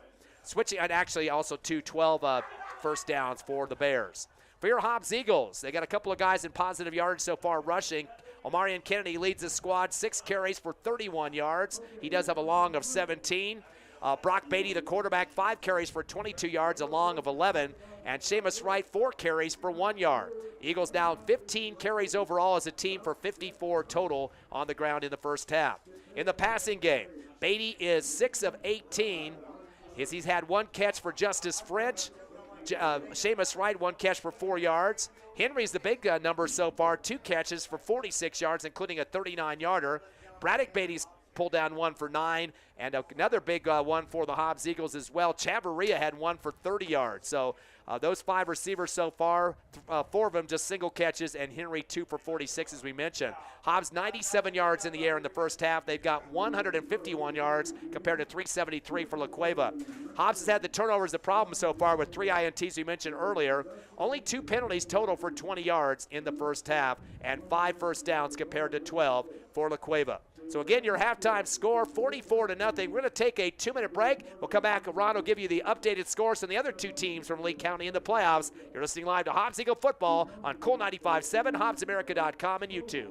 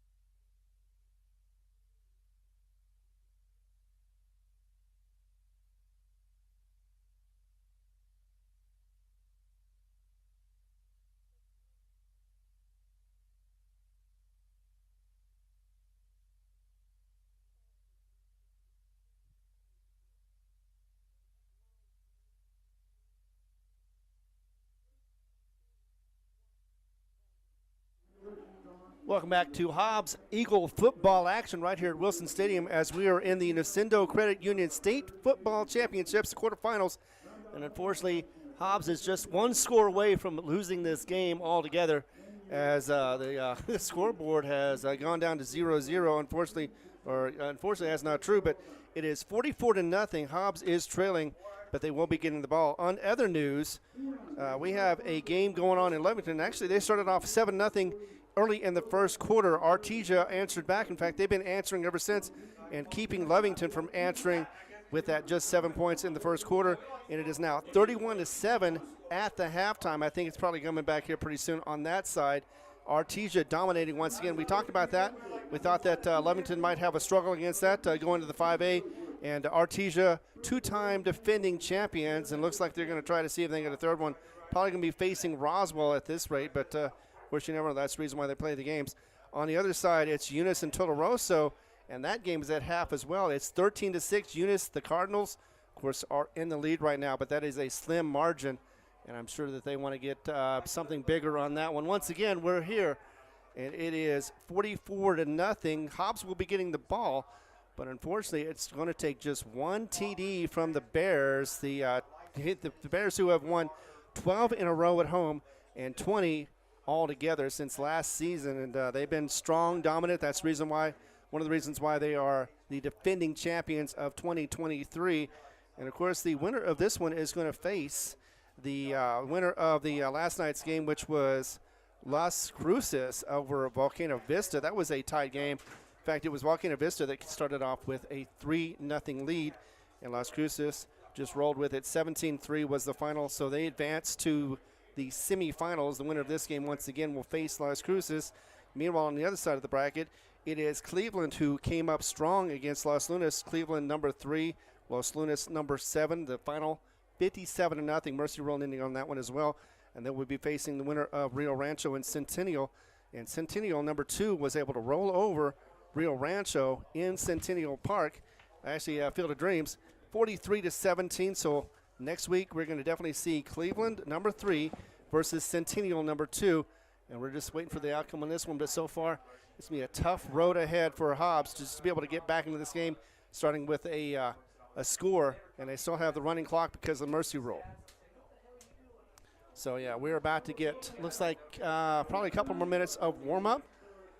And don't have any more updates as far as I know on Eunice or on Lovington. Once again, Artesia is up big at the half, and Lovington has not been able to answer since that first TD, so it is now 31-7 on that game. And this one, once again, still in mercy rule as we go 44-0. And Hobbs will be getting the ball back pretty soon. We'll take a 2-minute break, come back, and we'll be strong as we're going to get kicked off. And, of course, Typhon will be giving you a call right here on Cool 95.7 on the Facebook page as well as on the radio. You're listening live to Hobbs Football.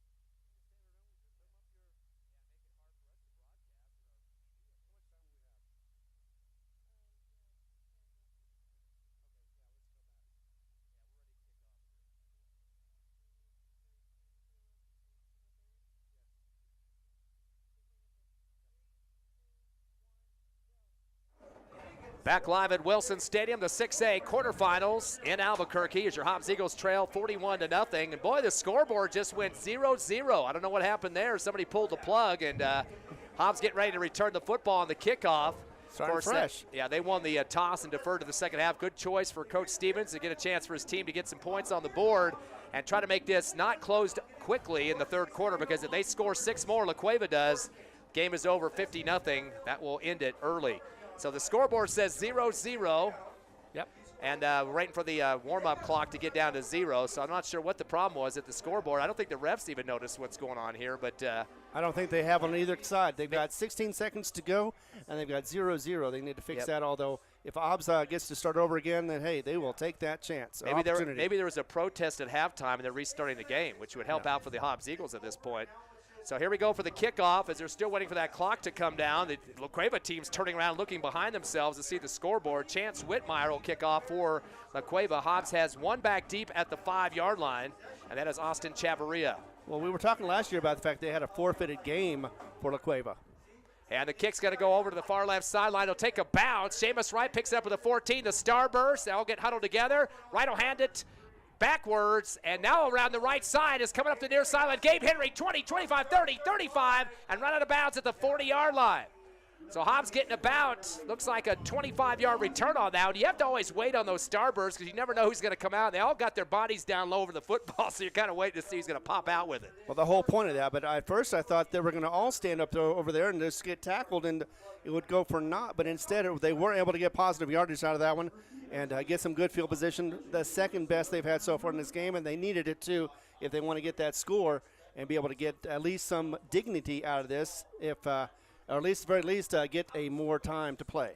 44-0 to score as Hobbs will come out to the 39-yard line on the right hash on their side of the field. Twins left, make it trips now with the single receiver right. And that will be Justice French on the right side. He looks a little bit eager out there. I think maybe the ball's coming to him. Waiting for the shotgun. Beatty, two-step drop. He's going to roll left, going to the other side. Now back to the right, zigzagging, trying to get away from pressure up the middle now. 35, dives forward and trying to get back to the line of scrimmage. That kid's not going to go down easy. He knew that marker was further up to the 40, and I don't know if he quite got there, but he put his body on the line, got flattened out as he was taken down low to the ground by Sean Anaya, the defensive end for La Cueva. Couldn't find any open receivers and had to go ahead and tuck it in and run. I'm sure he wanted to get more yards of that, but at least they didn't lose the ball, and They got another try at second down. No gain on the play. 5 or 6 carries for 22 yards for Beatty. 31. Kennedy had 31 in the first half to lead the Eagles in rushing. Twins left and right. Beatty back with Kennedy in the backfield for shotgun. 2-step drop, stays pocket. Now he's going to tuck it, go around the left side to the 40, tries to cut back to the middle and just throws his body forward. He'll get 2 on that one. Beatty didn't see any receivers open. Good coverage by La Cueva secondary. So he'll pick up a 2 on that. And actually going to give him more, it looks like, possibly close to 4. I'm not sure. He must have stretched that body out before the knee hit down. So 4-yard pickup for Beatty. And that will be a total of 7 carries for 26 yards in the game. Yeah, definitely making the most out of it, but still not even close to being a first down. They need to get in there and be able to get that first down to continue moving the ball down the field and try to get that score. 3rd down and 6 now from the 42-yard line. Clock is running with the mercy rule. Back to pass, Beatty. Pump fakes. He's going to roll right.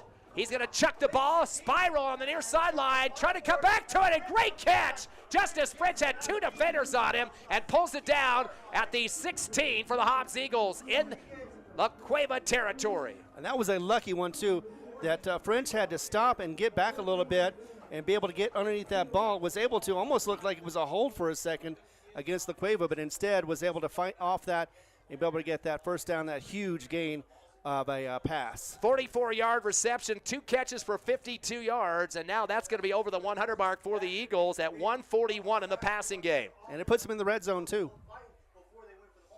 7 of 19 so far in the passing department. That was their 6th first down. They're at the 16 of La Cueva on the right hash. Fake the handoff right, running around the left end is Beatty. 15-10, diving through the 5, still puzzling it down to the 1-yard line. Beatty is not going to go down easily as he's going to pick up a total of 16 yards and moves the chains again near the goal line on the right hash. This is how you keep the game from closing early. Exactly. Looked like if he could have stretched out, he could have broken the plane and gotten that touchdown, but instead got a nice gain, nice run, and first and goal for Hobbs. 16 for Beatty on that one. That's the 7th first down. Eagles in the red zone deep at the La Cueva 1-yard line. 4 in the backfield, back to pass. Beatty's going to throw it over the shoulder, left side of the end zone, caught by his brother, Braddock Beatty, for a 1-yard score as the Eagles get on the scoreboard against number 1 La Cueva. 2-yard, about 1.5 yard catch. Threw it over the left corner of the end zone over the shoulder. Beatty just waiting for it. Beatty to Beatty connection. Yeah, exactly. And Braddock looked to his left, or actually looked to his right, then looked to his left, was able to find the ball and catch it in stride. And that's a nice touchdown. PAT, Eagles getting a chance to kick one of those through now with 8:11 left in the 3rd. Now the kicker runs up underneath the center, and they're just going to punch it right back to the man to get it. Bentley, he rolls left out of the right, gets tripped up and behind, still has his feet, tries to throw it forward. The ball sails about 1 yard ahead of him and gets knocked to the ground. Looks like one of the Hobbs Eagles linemen tried to come back to catch that ball because it was in the air for just a second near the ground. That was Kyler Pickering, the offensive lineman, as he rolled right. And that basically that time, our kicker just ran up underneath the center, Jaden Taylor did, and they just get it back to Lee, and Lee rolled right. We did score earlier this season on a 2-point conversion off a pass, but no good on the 2-point try there. So it is 44-6. La Cueva leading Hobbs with 8:11 left, 3rd quarter. We'll come back in 30 seconds on the Hobbs Eagle Network.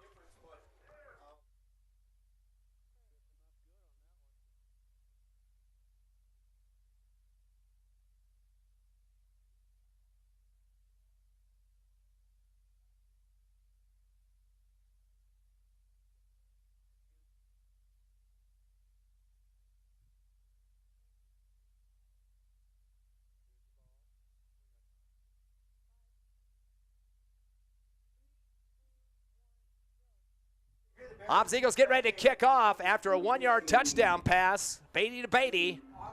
And that will be Jaden Taylor at the 40 on the right hash. We'll see if they're going to go long with this one or keep it down on the ground. It's end over end. Going to be caught at the 23 on the far right sideline. Brought up to the middle. A little stagger step there. And all the way to the, maybe a couple yards return that time for Jaden Parsons, a wide receiver. He saw the big wall coming at him and did not want to head outside. Instead, was brought down hard to the turf for the Hobbs Eagle linebacker. That was Sammy Baeza. So that'll be at the 27-yard line for La Cueva. They lead 44-6. Now, if they did score on this one, they would not be able to shut the game down here in the 3rd quarter. It's still mercy roll, so the clock is running right now before even their first snap of this series. So, yeah, you got to deal with that mercy roll. But now Hobbs is just wanting to stop the offense of the Bears and try to get the ball back for another quick score. Get at the 27-yard line, 1st and 10 for La Cueva. One receiver right, two to the left side, a slot right, shotgun. Dyer going to hand it off to Lambrera. Hop and hip over the top of the defender on the right side of the line. Heads down to the 34. Little hurdle action there for Lambrera. Looks like they'll give him about 6, maybe 7, maybe 8. We'll see how they're going to keep moving that stick over there. Looks like they gave him close to 8 yards. Let's make it 7.5 for Lambrera. So Lambrera now with 9 carries for 45 yards. It's 2nd and 3 now at the La Cueva 34.5. Twins left, receiver right. Back to shotgun as Dyer has a slot left. Back to Lambrera on the little delay up the middle. He's using his blockers, 35, 40. Spins away from a tackle up the middle and is dropped. And he'll get the first down.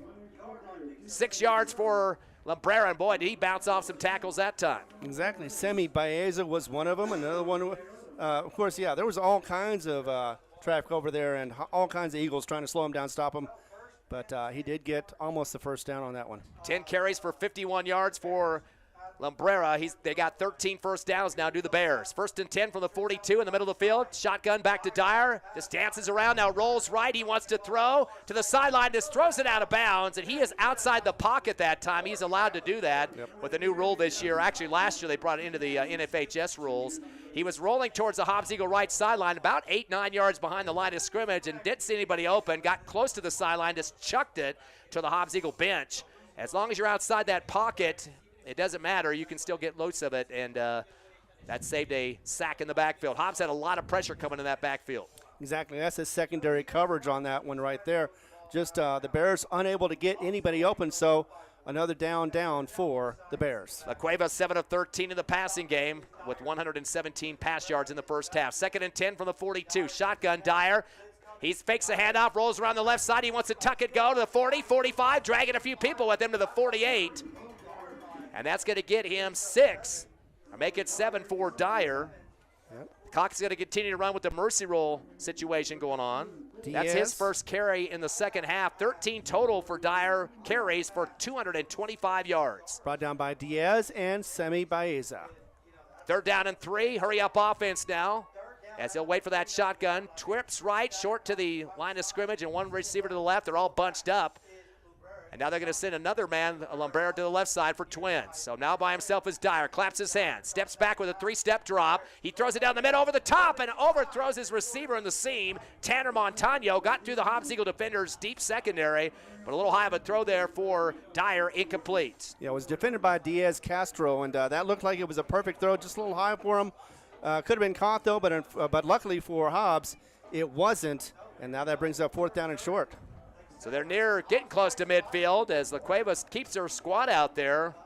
I don't think they want to punt. It's 4th down and 3 from their own 49-yard line in the left hash. Clock down to 4:19 with the mercy roll going on. 44-6 La Cueva over the Eagles. Twins left and right. Clapping his hands and gets the whole right side of the defense off the line and jumping over. A couple of linebackers were charging in there and got over the line as well, unfortunately. Looks like the first contact across the line of scrimmage was Tristan Davis, the linebacker, hitting their helmets after that one.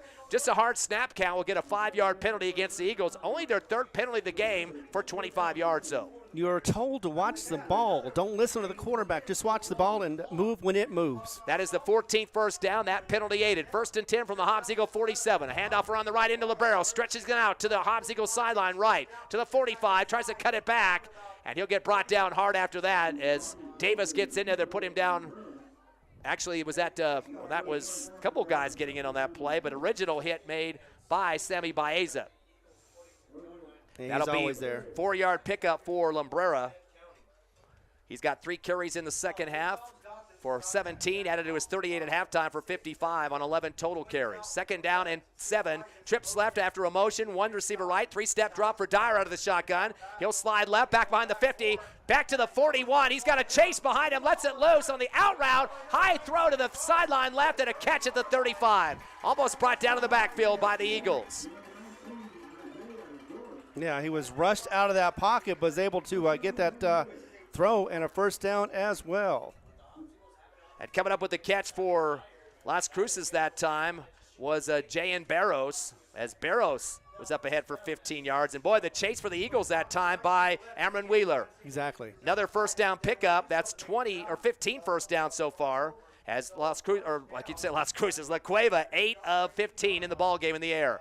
From the 34 of the Eagles, give it to Lembrera up the middle. Bounces outside to the 30, around to the 25, 20, near sideline, 15, and is wrapped up bear hug style, shoved out of bounds with the bear hug by Jacob Diaz, but that will be another first down pickup.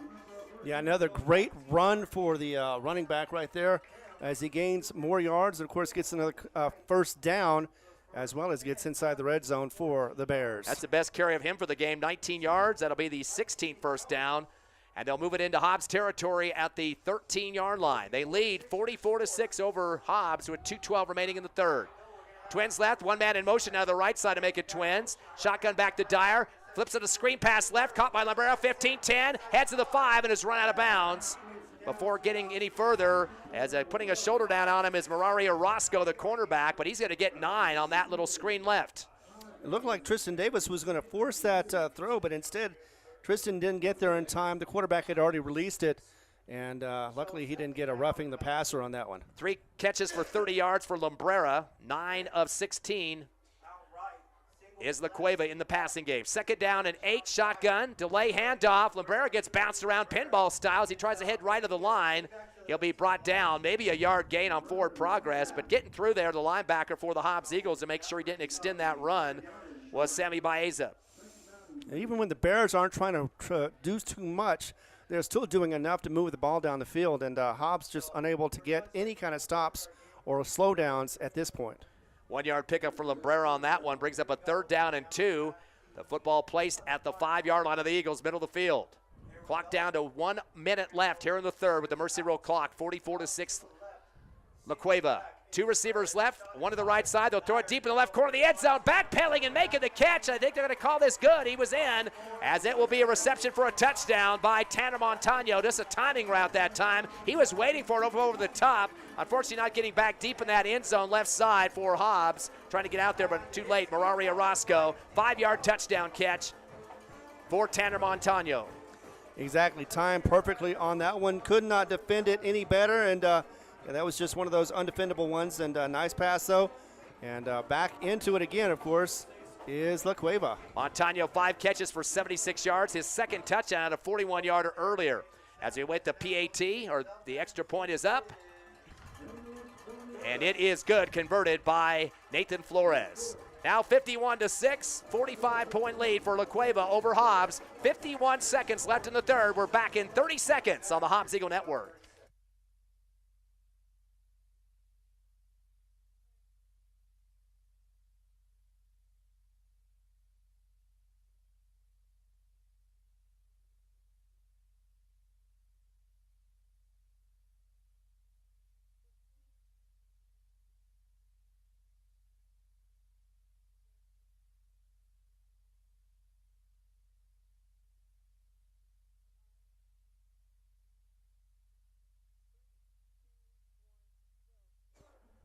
(51-6), Hobbs trailing La Cueva here in third quarter. Just 51 seconds left in this Mercy Rule game.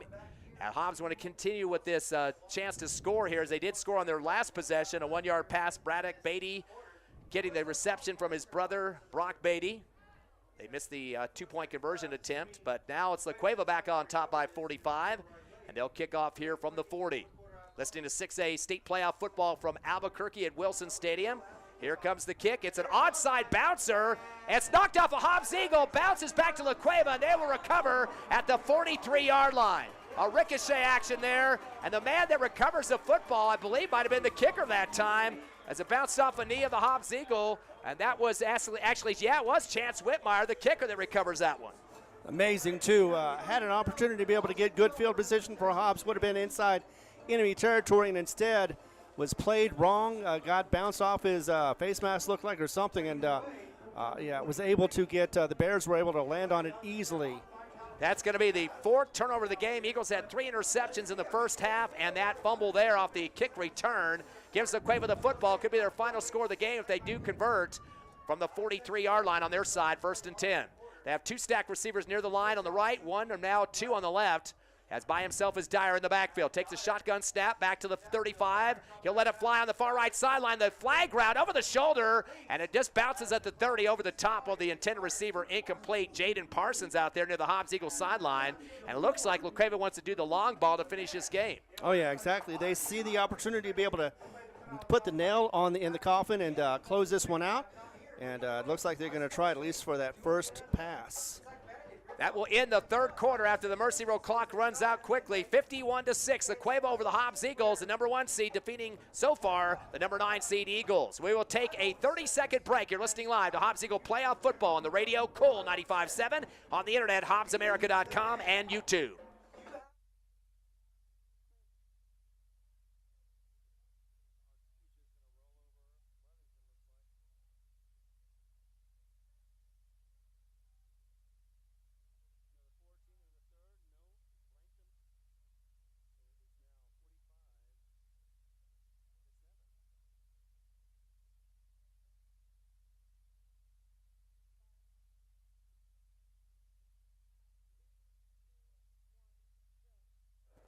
Welcome back to Wilson Stadium here in Albuquerque. Second week, the Eagles have been on the road for the playoffs here in the quarterfinals and trailing number 1 La Cueva 51-6. We mentioned back in 2009, these two teams met in the playoffs right here for the quarterfinals at Wilson Stadium. Hobbs knocked off Rio Rancho in the first round and then came back and lost, unfortunately, to La Cueva. The final on that one was 52-7, so kind of a very similar score in this one.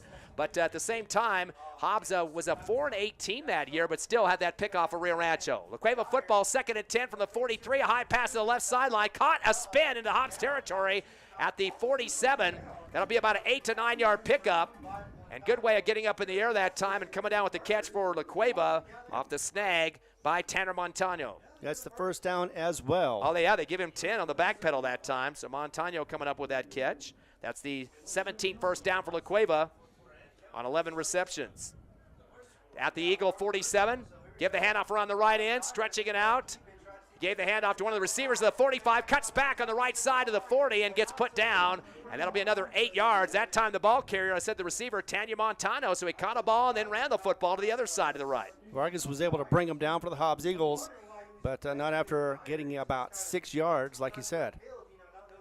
Looks like they're moving up to 7 for Montano. His first carry of the ball game. 2nd down and 3 from the Hobbs Eagle 40-yard line. Eagles got the right side of the line jumping defensively. They didn't break the plane, though. No flag coming. Still waiting for the shotgun is Dyer. He has one man with him in the backfield. Trips left, receiver right. Shotgun, 3-step drop. Dyer's going to throw it off to the near sideline, but throws it in the field turf at the feet of his receiver at the 30-yard line. That was Zombrero coming out of the backfield, the running back, but no chance to come back with the shovel to dig that one out. Yeah, and he's hurt too. He's down on the field, sitting down and waiting for a trainer. Might have got an ankle on that one. Incomplete on the pass. Looked like first he was just discouraged with himself for missing that play, but may have some turf action going on that hurt him a little bit. We'll take a quick break, a 30-second one. It's 51-6. La Cueva leads Hobbs. We'll come back after that 30-second break with the entry for La Cueva.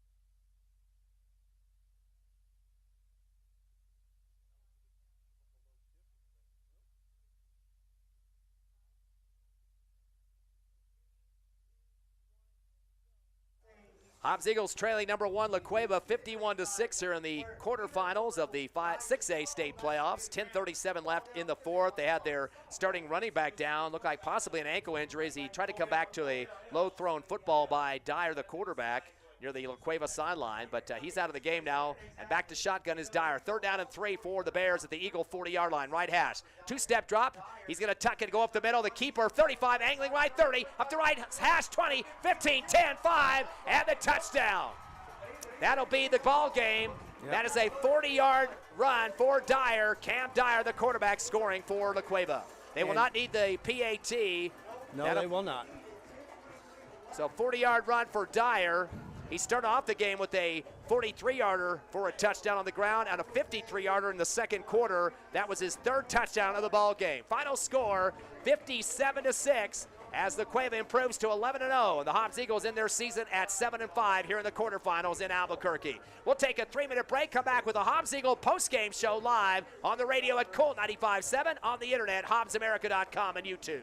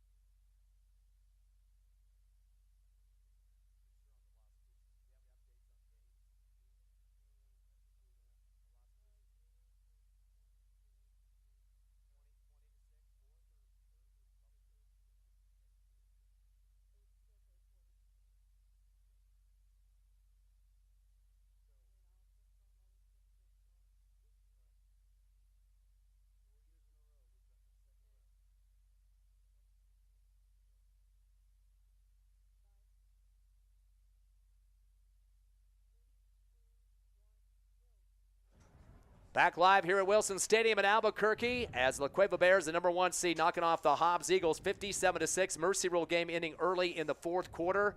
And boy, a big run to finish it up for Cam Dyer, the quarterback. He's going to Arizona State next year. 40-yard touchdown run. He also had big runs of 43 and 53, one in the first quarter, one in the second quarter. He finishes with 3 rushing touchdowns. Of course, the Cueva kind of started out stale on their first series, but after that, some major turnovers for the Eagles. They had 4, 3 INTs, and a fumble on a kickoff return, kind of done them in. Yeah, it kind of looked like they were trying something different for a second. They said, okay, you know what, we'll just play our game and we'll be good at that. And you're right about the fact he's going to Arizona State University, where they're playing pretty good this year, and looks like he'll be going to a good squad next year. Well, let's look at their numbers first. Dyer did finish with 14 carries, 265 yards, and those 3 touchdowns. Again, 243 and a 53-yard touchdown run. Definitely just kind of blitzing up the field, and that 40-yard, of course, in the ball game as well. So a couple other double-digit runs as well, 19, 15, 28, 18, 17. I mean, everything. It seemed like there was only actually 3 runs that he had out of his 14, or make it 4 runs out of the 14 that he was single digits. So once he gets out in the open field, he can kind of look ahead, radar-like. He kind of sees where the openings are and keeps moving. Well, 6'3", I believe, and he can bounce off of tackles. He can get through tackles. He can make things happen with his legs and his arms. So he is tough to bring down. And, I mean, if he wasn't on the other side, he might be fun to watch. But, unfortunately, it was against Hobbs and just ran all over us. Of course, they're starting running back Cheeto Lumbrera. He finished 17 carries for 75 yards. Went down with an ankle injury, it looked like, late in the third quarter, heading into the fourth. So hopefully he's okay. But I'm sure he got more touches than he normally does, because usually it's Dyer tucking and going. But he did have a 4-yard touchdown rush as well for La Cueva. They finished up with a total of 31 carries for 347 yards rushing in this game in the victory. Actually had one more extra than that. It was 32, as they had one kid, Montano, the right wide receiver, got a handoff for 7 yards. On the passing game, they were 10 of 20 in the throwing department. Lumbrero had 3 catches for 30 yards. Montano with the big night, big afternoon, 6 catches for 86 yards. He had a 41-yard reception for a TD and a 5-yarder in the second half. Liberto, again, also had one for 23 yards and a touchdown. And kind of a quiet day for Parsons. Only had 1 catch for 25 yards. He's usually the go-to guy in the air on the wide receiver position there for La Cueva. Just today, 1 catch, though, for him. But I'm sure he's not complaining too much. No. Again, 10 of 20 for 141 yards in the passing game today. That's 488 yards, shy of 500 for La Cueva in the win. They also had a total of 17 first downs. Had the majority of the penalties in this one, 6 for 45 yards. They did have only 1 punt in the game and 1 fumble to the Hobbs Eagles that was picked up for Hobbs by Adrian Mora. And Hobbs came in here with a 4-game streak about getting into the second round. They haven't really had much luck about getting past that, but 4 years in a row. Hopefully next year they can do a little bit better, but of course you got to get in the playoffs first. But I think that Hobbs did a really good job getting to this point. They were able to get past El Dorado last week. They did a real good job. Just could not get anything going. Of course, turnovers do hurt your game, and definitely hurt the fact that you were trying to get some momentum going, and that does slow you down a bit. Hobbs only had 3 rushes in the second half, and those were by Beatty. He had a total of 20 yards in the second half, finished 8 for 42 overall. He was the leading rusher. Omarion Kennedy did not get a handoff in the second half. 6 carries for 31 in the first half, his final numbers. And Seamus Wright, 4 carries for 1 yard. Hobbs finished up with 74 yards on the ground and a total of 18 carries in the contest. On the passing department, Eagles starting off with a couple of receivers with catches in the first half. They had several that got 2 apiece. That included Justice French, 2 for 52, had a 44-yarder in the second half. It was also Gabriel Henry had 2 catches for 46 yards. Also, Braddock Beatty coming up with 2 catches for 10 yards, and he had the only scoring touchdown with the passing game, 1-yard catch for the TD in the left corner of the end zone. Also, Chavarria with 1 catch for 30. And it was also Benton Lee with a catch for 15 yards in this ball game, and Seamus Wright 1 catch for 4 yards. So Hobbs able to get 9 receptions out of 16 attempts, or make that 21 attempts in this ball game, and finishing with 157 yards in the air. Hobbs finishing up with 231 yards of total offense compared to 488 for La Cueva. Of course, the penalties, a big difference in the game. 3 INTs and a fumble for 4 turnovers. 4 punts and 1 turnover on downs. Eagles only 3 penalties in this game for 25 yards. So there's the numbers there. Hobbs again 7 first downs compared to 17 for La Cueva. And never really had a chance. Had 1 opportunity, maybe 2, to get some special teams into this as well.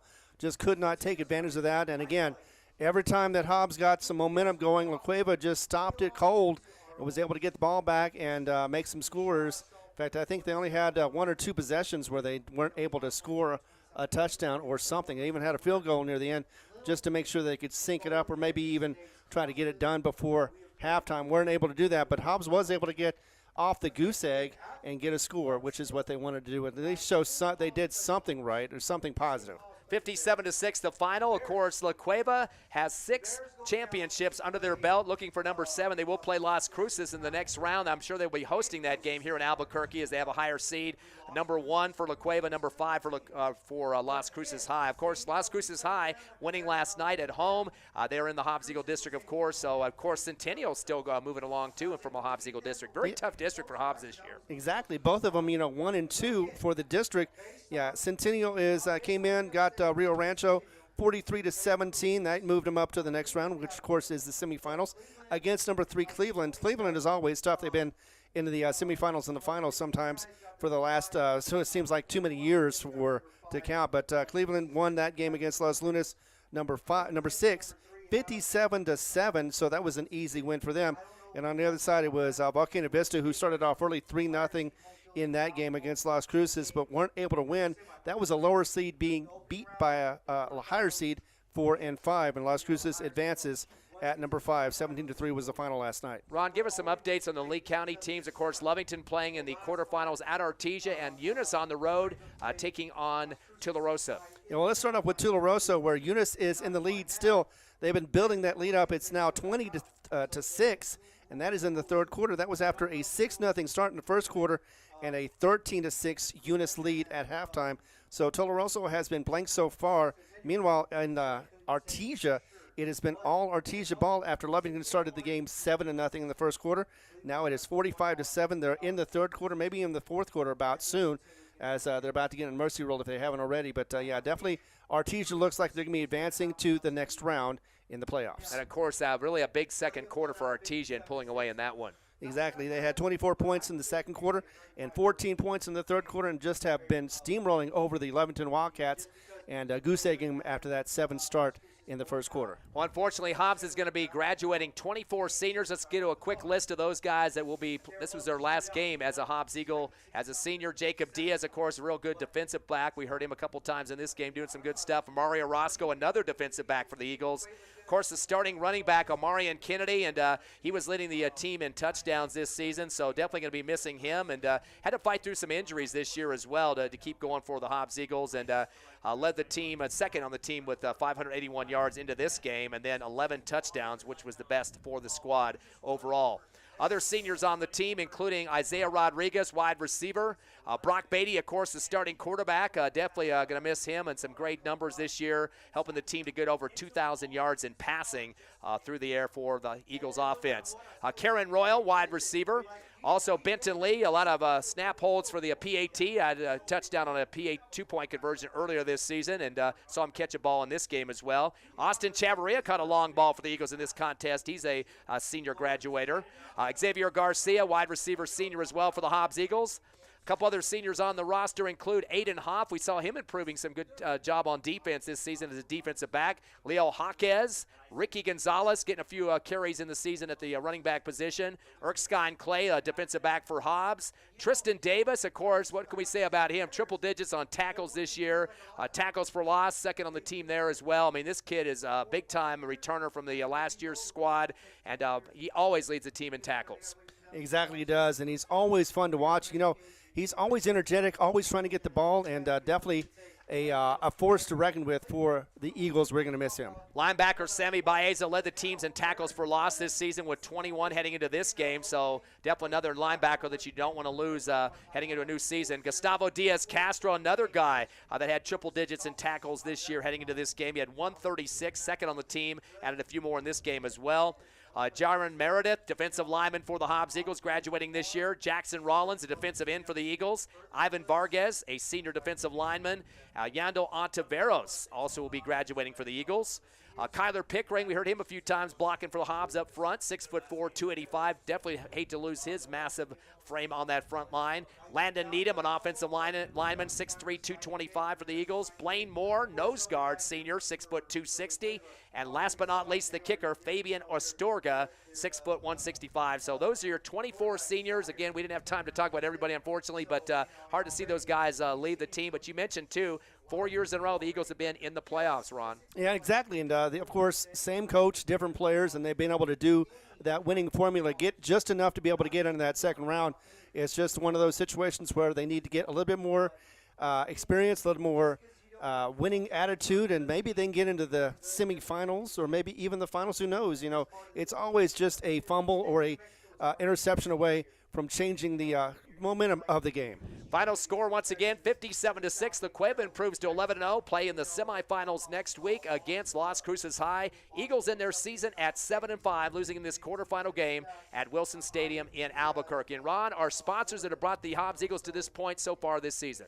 Exactly. Without them, we would not be able to do this for free. It's Lee County State Bank, Lasco Construction, IPS, LECO, Lavelle Insurance, Thriftway, First American Bank of Hobbs, Eunice Pump and Supply, Albertsons Market, Forest Tire, TDS, NMR Pipeline, XL Energy, and NMJC, the New Mexico Junior College. Thank you all very much for your sponsorship and your support through this season and through the playoffs. As football ends here in Albuquerque this afternoon, of course, basketball will get underway on Friday night. The Eagles will open up their season at Tasker Arena as they will host Brownfield, the team out of Texas. That'll be at Tasker starting about 6:45 with the pregame. The tip-off at 7. Myself, Ron Gunner, will be with you on that contest. And if you want to go check out this Hobbs Eagle varsity team, they will be at Tasker today. They have the black and gold scrimmages going on, freshman JV, and the varsity will be around 4 o'clock or so, and a lot of other action too, slam dunk contest, and some other skill activities too there at Tasker. $3 charge